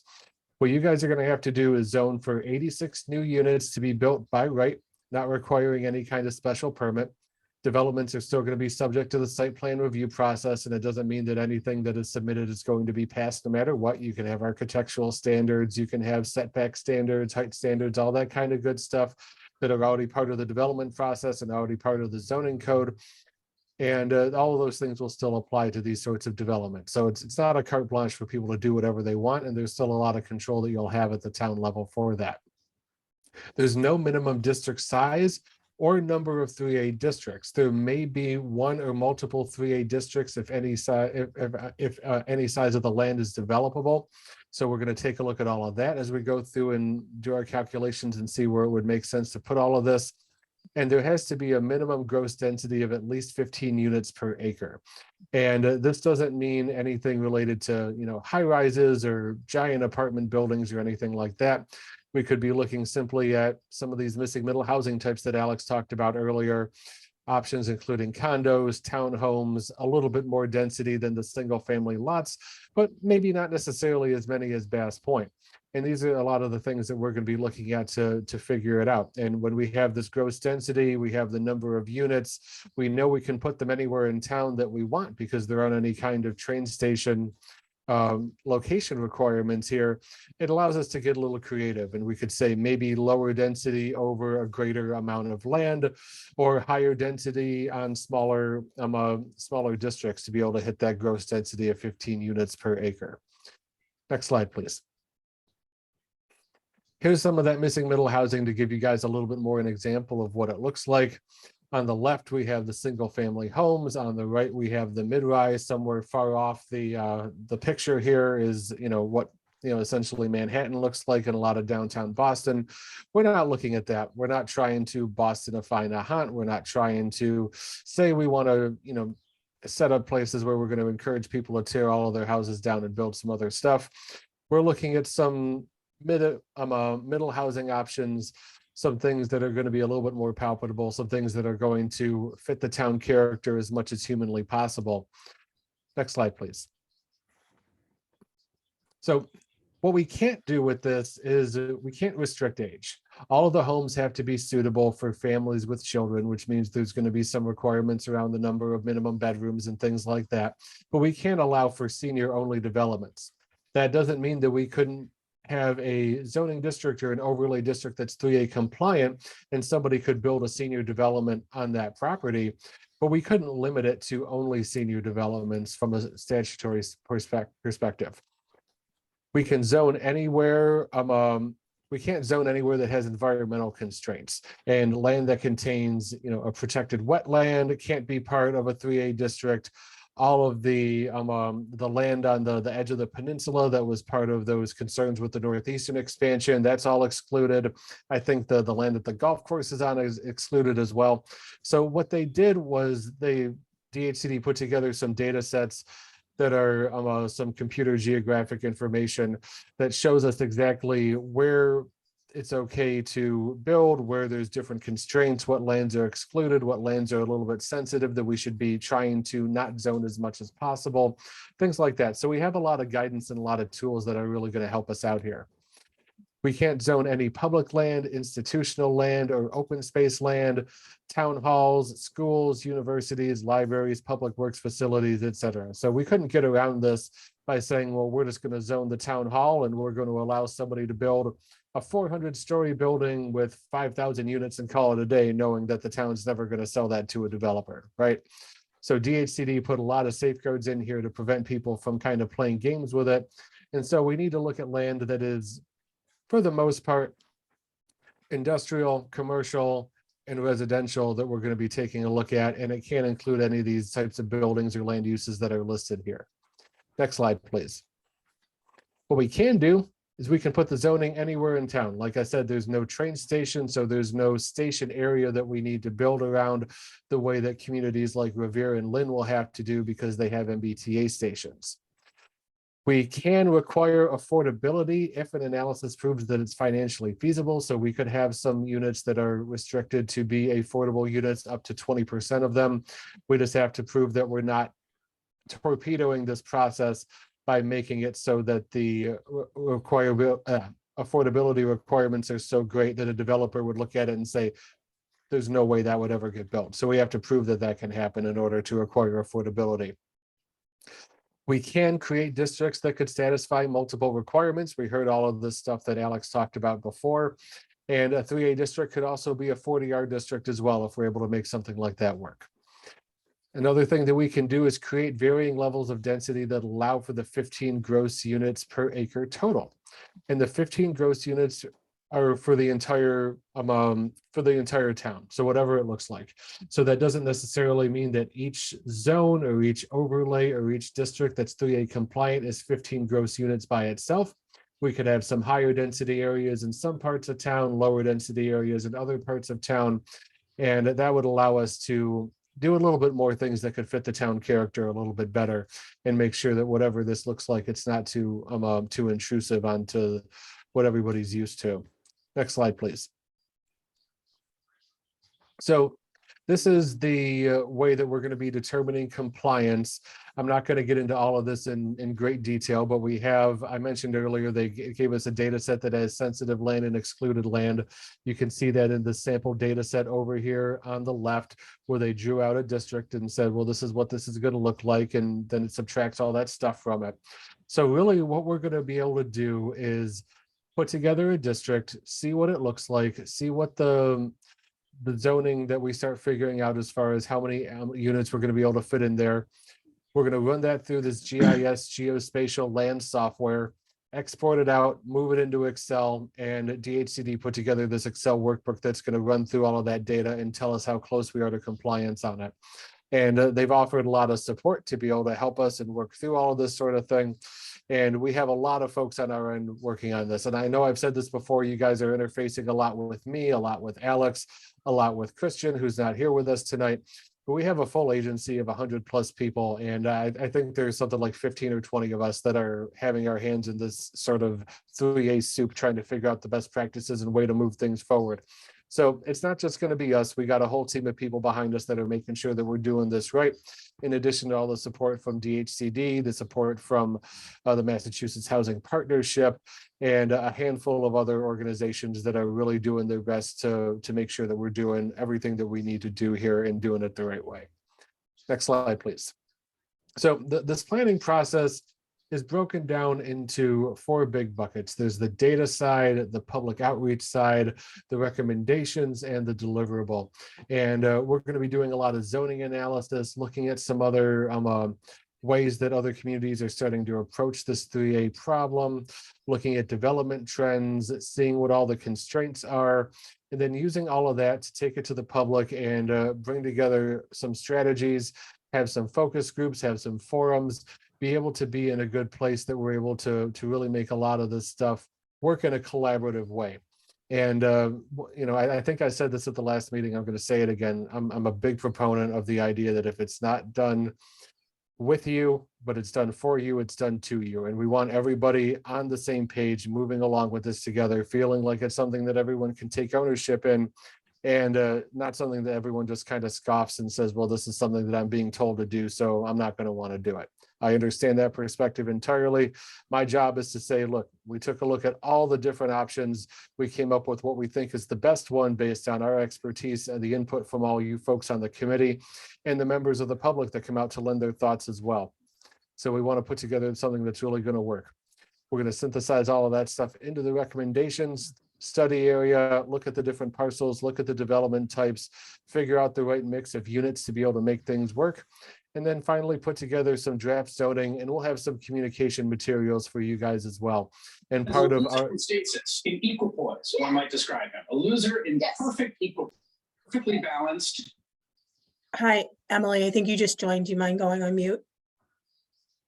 Thank you.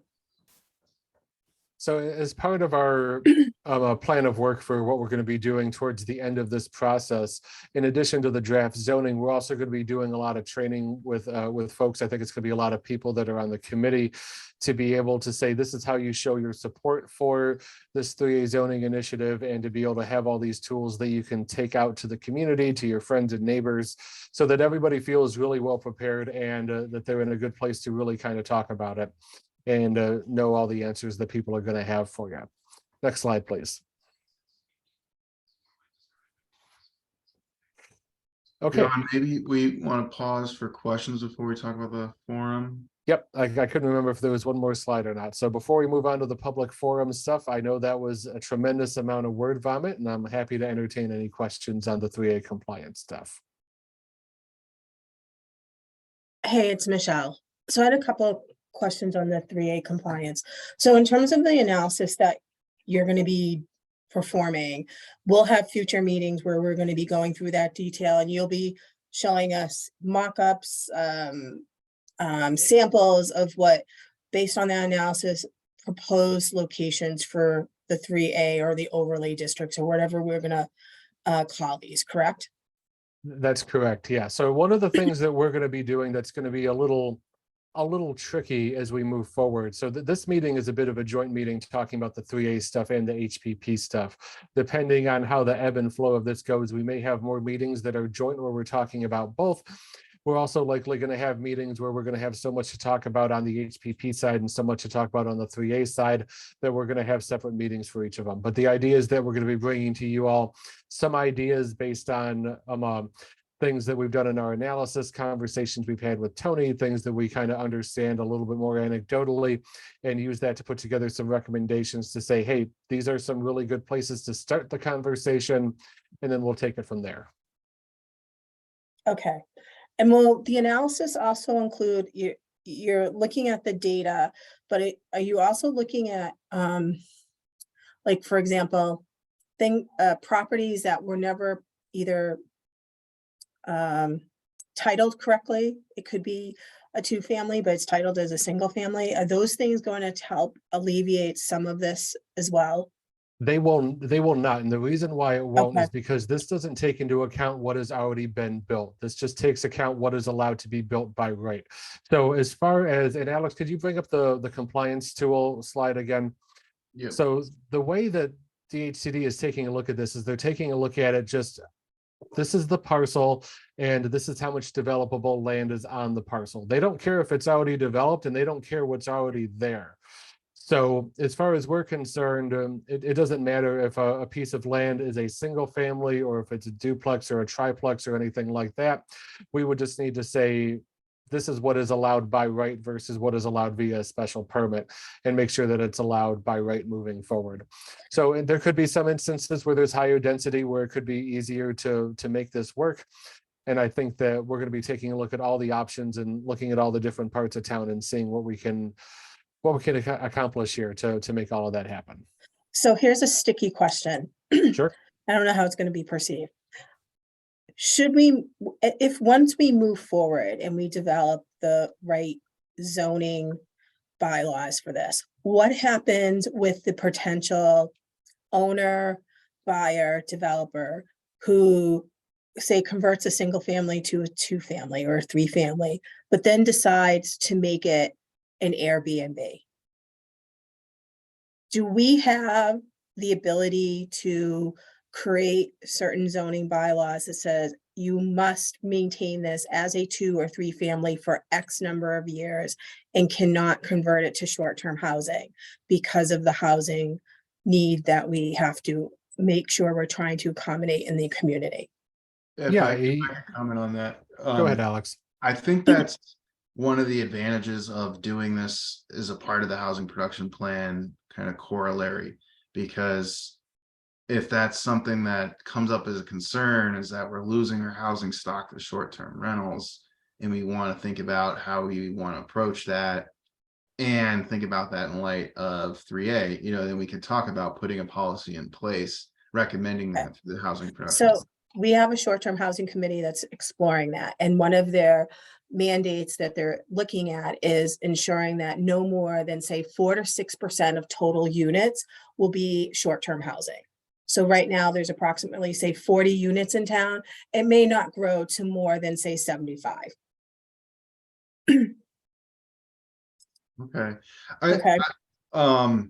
Just like on the 3A front, it's all about like the zoning. The town's not gonna be responsible for building anything. It's about like what the zoning allows for.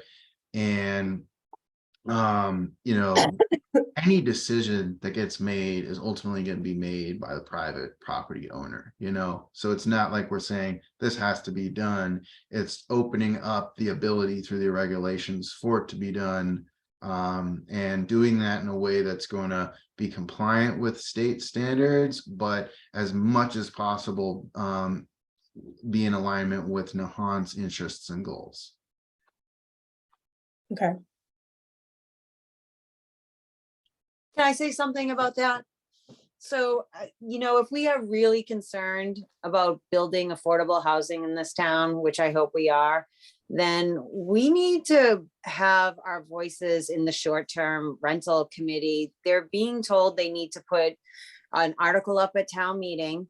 And I watch those meetings. The short-term rental people are sticking their heels in the sand. They don't want regulations. They don't want neighbor inputs. And I feel like these two issues are connected on a fundamental way. And so, you know, I know that their time is coming to an end where they're going to put something up as an article, but we as this committee need to be vocal that short-term rentals are eliminating affordable housing in this town, and we should have our opinions heard on that, whether, you know, we want to say no short-term rentals or just owner occupied, because these issues are connected, and I don't hear that coming up like at all at those meetings. So Heather, I think you raise an excellent point, and I think one of the things we could work with the chair of the short-term housing is to do a joint meeting so we can go over with them the goals and objectives of what this committee is supposed to be doing, and share with them some of the potential overlaps that we have, as well as potential conflicts, right? So we try to get that alignment. Planning board has, and Patrick, keep me honest here, planning board has done something similar where they did a public hearing to get input on short-term housing and created a white paper on their recommendations, which they submitted to short-term housing for them to continue their work. It's not to take over their work.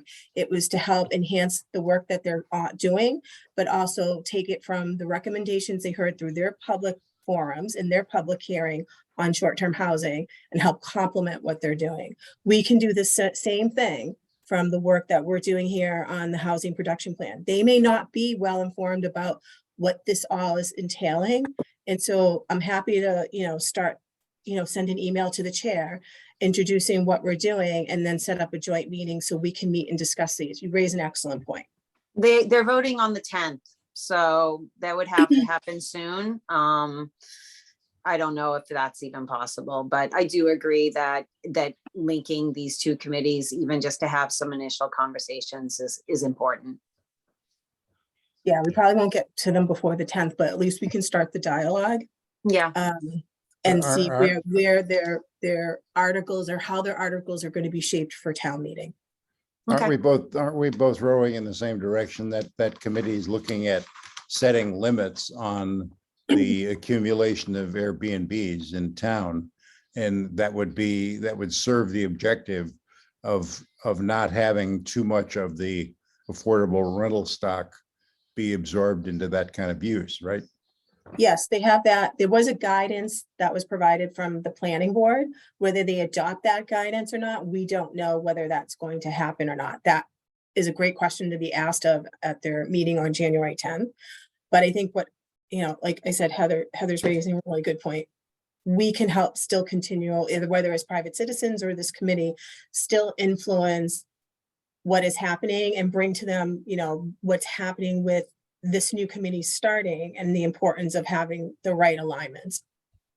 And can I just add one thing, Michelle, and you're spot on everything you said. But I think, ultimately they're going to be handing a recommendation over to the Board of Selectmen for what goes on the town meeting warrant as an article. So, I think, we have an opportunity with the Board of Selectmen, whether they want to accept in whole, modify what the recommendations are, take some of the planning board recommendations into consideration and incorporate those. So I think there's a few different opportunities to get this refined before it goes to town meeting, and then also at town meeting itself. So I'm hoping that there's a few more opportunities to get it in before, but it also, time is of the essence to get something in to town meeting. We really have to get something, and we were talking about this at planning board this week. They're really going to have to refer something to the Board of Selectmen fairly soon to get it nailed down. So we're When hoping is something. town meeting, just so we're aware? Town meeting was what, May, middle of May? Okay. Just The see. the deadlines for submitting material to be considered at it is quite a bit sooner, depending on whether it's done by citizens or. April. Yeah, it's like the end of January, so that's Right. where the End of urgency is January. coming up. Well, yeah, and what happened with the marijuana bylaw in the past, just sorry to segue a bit, but you know, any zoning changes if they're going to recommend zoning changes, have to go back to the planning board for you know, our recommendation also. So there is a time frame, you know, and just to get it's a really practical printing time frame to get it to get it printed. With the marijuana bylaw, we presented verbal recommendations at town meeting and did handouts, but you know, ultimately, we really need a lot more lead time to get that all in order. So I think that's February. I think, Mark. Let me just jump in. You know, at last night's Board of Selectmen's meeting, I asked the town administrator to make sure that there's at least a joint meeting between the planning board and the short-term rental committee, so that they can come to terms on what is being recommended. There may be some concessions, there may be some changes, but I thought it was very important that the two get together before they make a recommendation to the Board of Selectmen. And I could certainly add, you know, members of this committee or this committee to that meeting also, a joint meeting. So we can all have that discussion. As it relates to, you know, the Board of Selectmen have the right to open and close the warrant up into a certain period of time, basically 14 days, I believe, before the booklet goes out. So we can manipulate that to a degree. So I think we have more time than you think. Yeah, except if it's a zoning change, we have to hold a hearing, so we have to Right, exactly. put it in the Lynn Daily item, which requires a bit of lead time, and Right. Yeah, that. So Well, yeah, let's try to get that done, and I'll talk to Tony tomorrow, and I know he's going to be reaching out at least to the planning board and the short-term housing committee to get together to try to work out if there are any differences, those types of things, and I'll ask him to include this committee also. Have all the information, the document that we've been reading through this evening, is that available to be sent to us? Yeah, we can send you the presentation, which has all of the housing needs assessment data. And I was going to say, maybe just at this point, it might be beneficial for Michelle as the chair to maybe have a conversation and utilize that data to impress upon them some of the housing needs in town. So I think it's important for this committee to, among other things, go through the vocabulary that we've been using tonight. Mr. Cruz is, you know, a very articulate and fast speaker. Lots of terms were used, and to have this document to review at our leisure to make sure that we understand all this stuff, I think it would be very valuable. Thanks, Jim. I took a note on that, so we'll make sure we get this presentation out to everyone. We'll Okay. make sure that everyone has the presentation, and this is just the data portion of the housing needs assessment. What we're going to be doing is putting all of it together into narrative and actual real document that's a little bit easier to read than a bunch of PowerPoint slides that'll contain some definitions and some other context, excuse me, and things like that. This should be helpful for everybody as well. So once that's available, we'll make sure the committee has all of that as well. That's great. Thanks, John. And I think we were really set to meet up until 8:30. So I want to see if it's okay to move on to the last portion of the presentation. I'd like to add one more thing, please, and that is, I think this committee should have a schedule of meetings that is perhaps more aggressive than has been discussed before. If the committee is going to be able to complete what it needs to complete, I think it has to meet more often perhaps than has been scheduled.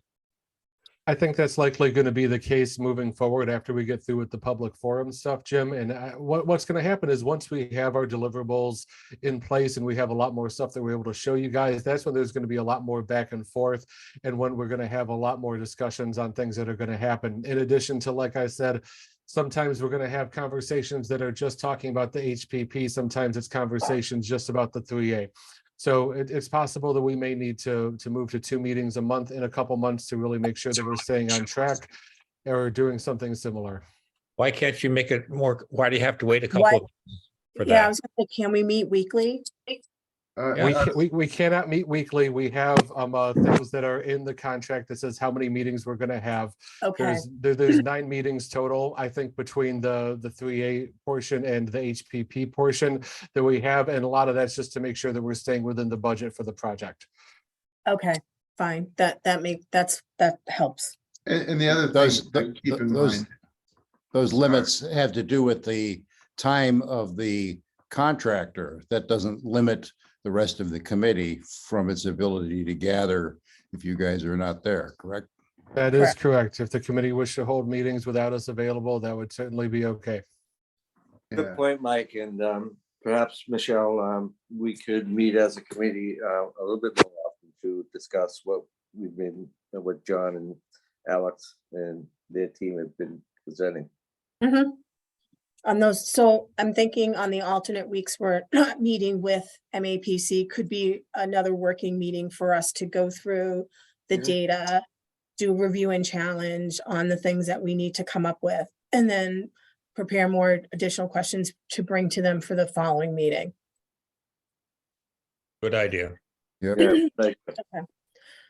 So we're moving into the next topic. I just want to clarify for folks that have joined that this is a public forum preparation for how we will prepare going through all of this great information with the public. Yes. So yes, we've tonight been over a lot of things. One of the big pieces up front on the housing production plan side is we presented data for community demographics, housing stock, and affordability that help us understand what the housing needs are in Nahant, and eventually will inform any recommendations we make through this plan. But really a big part of this is to understand from Nahanters about what kind of housing challenges they're experiencing, and to really create more awareness of some of the things that we understand from looking at the data that we have. So we want to have a public forum where we can present in more detail some of this information and get closer to some key findings and hear what the public thinks about it. We also want to make people aware of the town pursuing 3A compliance. So this public forum is really going to be an educational opportunity and an opportunity to gather the public's thoughts. And I was actually going to say, if there are folks from that short-term rental committee, we should be inviting them to the forum, because that is another opportunity to interact. But we really want to be bringing folks from all different sectors of the town to this forum. So just to give you an idea, it's looking like we'll likely have this in late February, but we need to work on nailing down a specific date and venue for the forum. But there's a couple things at this point that we'd like to see what the committee's thoughts are. So first, to think about, does the general time frame of late February make sense? I mean, we do want to be coming up in February, I believe, to stay on track with our overall timeline, but just to see if there's any favorable weeks that we think we could get greater participation. Maybe to throw some thoughts out there on a venue. Do we think an in-person form is best? I think in the past we've talked about how that would be one of the best ways to do this, but just want to see what the committee's thoughts are on that. I would like mid-February rather than late February. So the only challenge I have with February is we've got a school vacation week and we will lose people from town because they'll end up being out of town. So we need to find out what that week is and either do it before or after that school vacation week. It's the week of February 20th. Thank you. Okay, so we'll rule out the week of February 20th. So, and I think we should move it closer to now rather than beyond February, the late Yeah. February. So if we did it the week of February 13th. Okay. Okay. A venue that we had talked about before was possibly the Nahant Life Saving Station. What are your thoughts on that? No, too small. It should be it should be in the town hall. Town Right. hall? Okay. Yeah. Town hall can sit over 300 people. If we get a big turnout and for who knows, we'll be able to accommodate. Okay, and then if we're gonna hold it in person, is there a local access TV in Nahant that could film it so that we could stream it afterwards for anybody who wasn't able to attend? Yeah, so the town has those capabilities. We've done town meeting there and have hosted it and then broadcasted web streaming through YouTube. That's generally been well. The only challenge we have is the acoustics in town hall are challenging. So when you have someone speaking at a mic, you've got the echoing. They've tried to do some work to remediate some of that. I think what we need to do is follow up with Tony, present what we want to do, ask him about acoustics, AV equipment, all the logistics to set the town hall up for a public type forum where we would present, the housing protection plan, the 3A, and then really open it up for a lot of Q&A from residents who may have questions about it, the nomenclature, and then certainly trying to understand all these different pieces that we're trying to accomplish. Yeah, so it would really focus on the data and getting input on that, but then to have some informative pieces about the process and some informative pieces about 3A. But I don't think we're just starting the 3A part, so I don't think we're like quite at the point where we'd be asking people about their thoughts on 3A. It'd be more of like informing them about what it is. And I think it would be helpful if you could help put together just a one-page flyer that we can Yes. make sure is I was publicized on gonna the, say, yeah, we'll give a flyer, and then that if there's any newsletters or anything, places and maybe social media pages that we can get that out to, we'll have that ready. And typically we want to get this out as soon as possible so that we can get as much people at the forum as possible. And then we'll also be doing a press release too, that will go out to the media I was gonna outlets. ask about that. And we can, those of us that are on this committee are members of other different social groups in town, whether it's Council on the Aging or Nahant Village Church. We can get that information out to them and they can include it in their newsletters or communication as well to residents. The bigger net that we cast, hopefully we get a good turnout for people that are interested in this topic. Are So there with any, that, with are that there time, sorry, go ahead, Jim. are there any videos available that would explain a lot of the nomenclature with 3A and 40B and so forth that could be published so that people might be able to view that information before the meeting rather than trying to understand it when they get there? Yeah, that's a great point. I know that John has a lot of those resources and we can just make sure that the project website has useful information to prime people to participate, and we can prompt them to go there on the flyer and the press release. But really the thing that we need to do to be able to start inviting people is to actually confirm a date So we will work with Tony this week to try and nail one down, but from talking to you, it sounds like to avoid the week of February 20th. So that's helpful to know.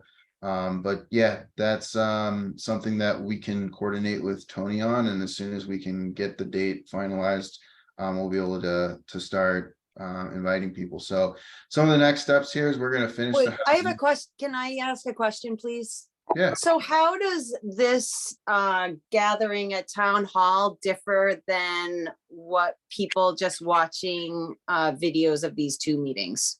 Like, Well, is this yeah. like a PowerPoint presentation for people, or is this something that we are trying to, like, I don't know, like touch them emotionally? Like, so I remember 15 years ago, we had a meeting about building affordable housing or building housing. And what I took away from it was, wow, that guy really just had a lot of facts, but I didn't really pay attention because there was no feeling behind it.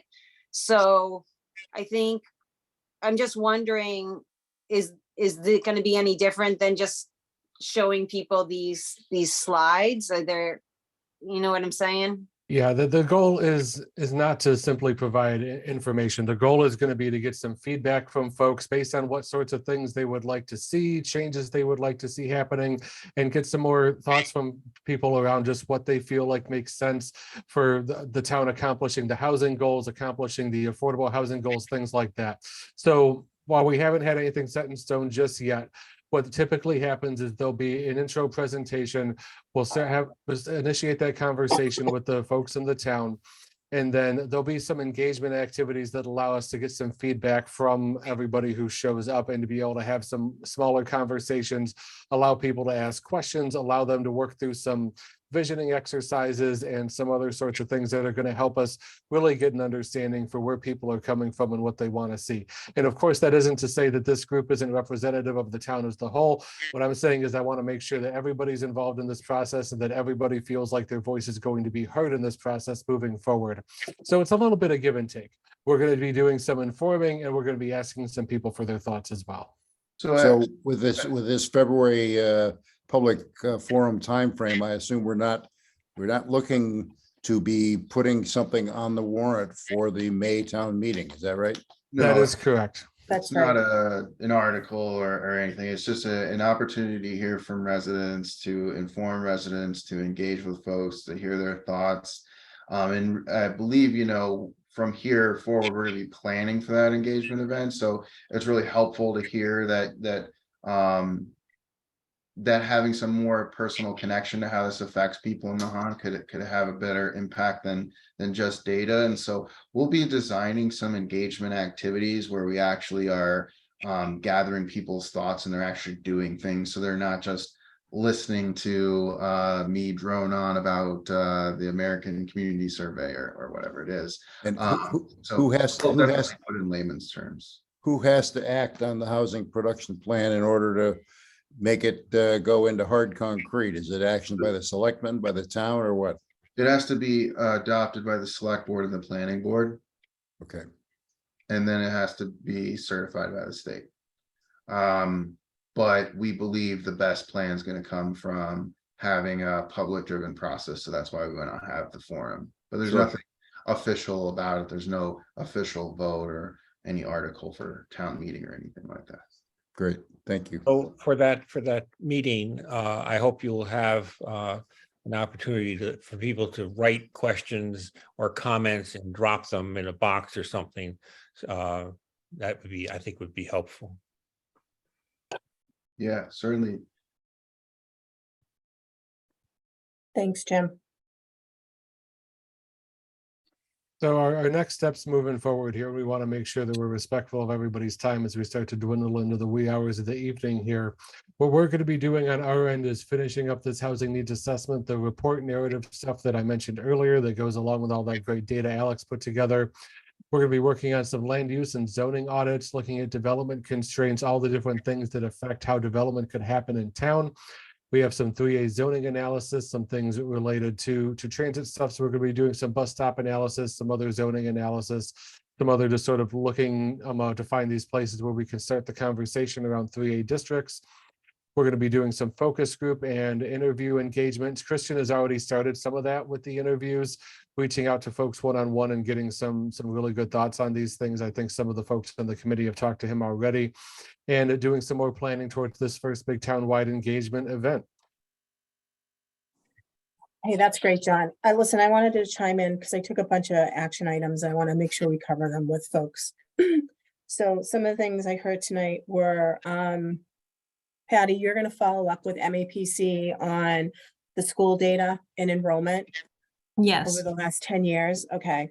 The next thing I heard was, Mark, you're going to get a copy of the Stan Tech report analysis out to the HPP committee so we can take a look at that.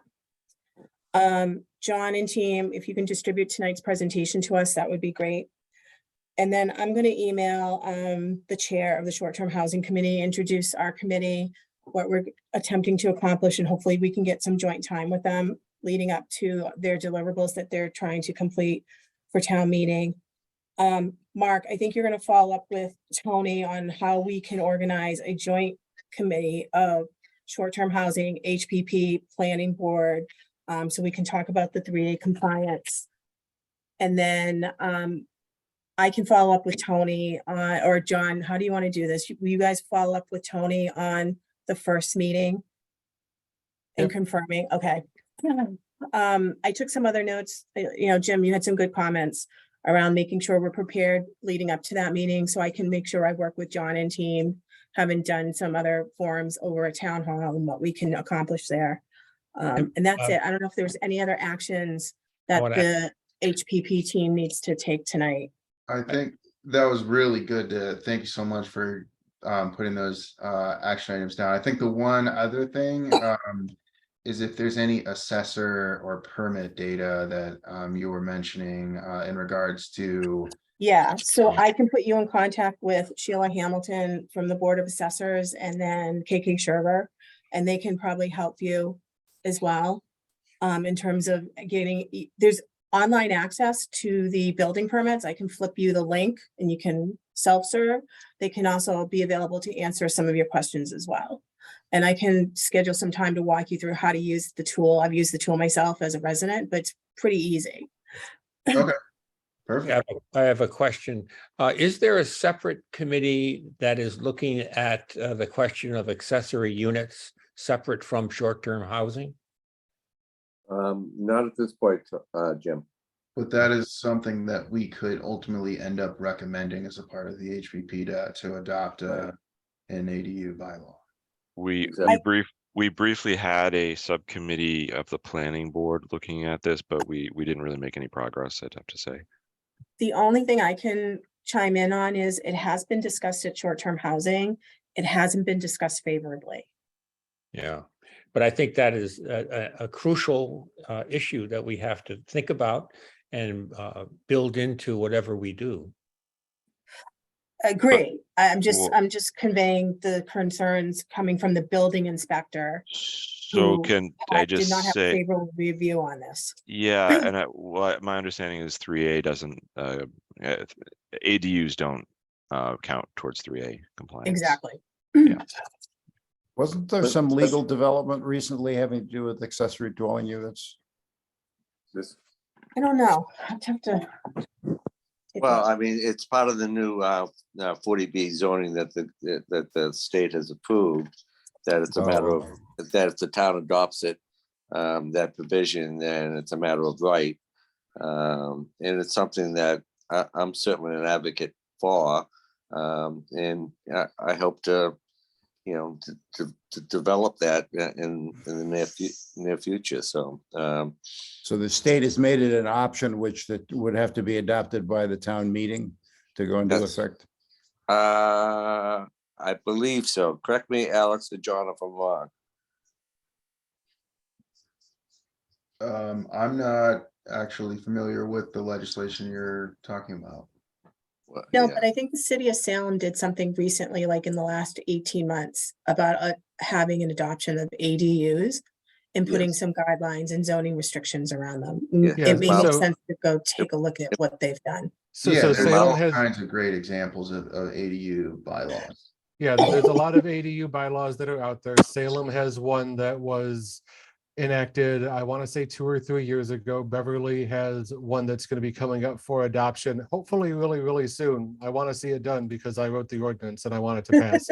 But yeah, there's a lot of communities that are really taking a look at this stuff right now. And there's some discussion, I think it's a little preliminary at the state level about allowing for ADUs by right throughout the Commonwealth. But at this point, it's the way this stuff works in the legislature. Sometimes it's introduced one time and it's got to be reintroduced 3, 4, or 5 times before there's any traction made on it. So I think that the local control options are the ways that most communities are looking at framing this moving forward. I think ADUs were put under the 50% threshold. I think the state legislature did do that.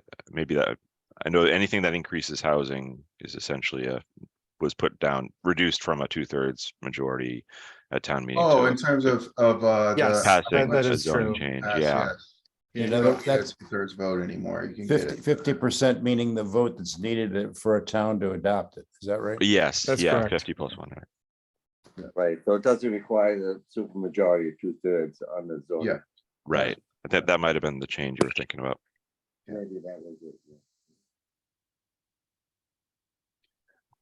All right, well, Awesome. that I think was a really productive discussion on the HNA and an introduction to 3A, and that's all that we have for tonight's meeting. But we're going to, as you see here, be very busy preparing for the forum and beginning the 3A analysis.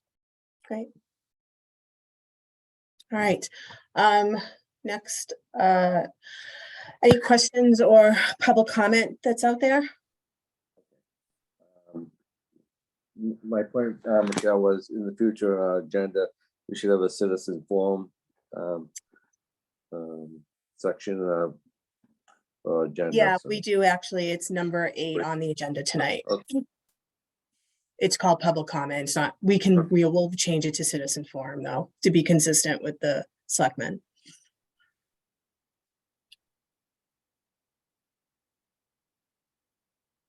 Okay, no citizen comments? Okay. Then may I have a motion to adjourn the meeting? So moved. Okay, second. I'll second that. Thank you, Patty. Okay, roll call vote. Lynn Spencer, Aye. Patty, Aye. Mark, Aye. Patrick, Aye. Heather, Keep muted. hey, Aye. thank you. Jim, Aye. Dave, Aye. and Michael. Aye. And the chair votes aye. Thanks, everyone. We're adjourned at 8:51 PM. Have a great week and weekend, and we will update everyone shortly on our next meeting and our schedules. Right. Michelle, Great. thank you so much for taking Thank this. you all. time. No Really. problem. Nicely Thank you. done. All right. Thanks, everyone. Take care, Take care. everybody. Take Night. care. Bye, everyone. I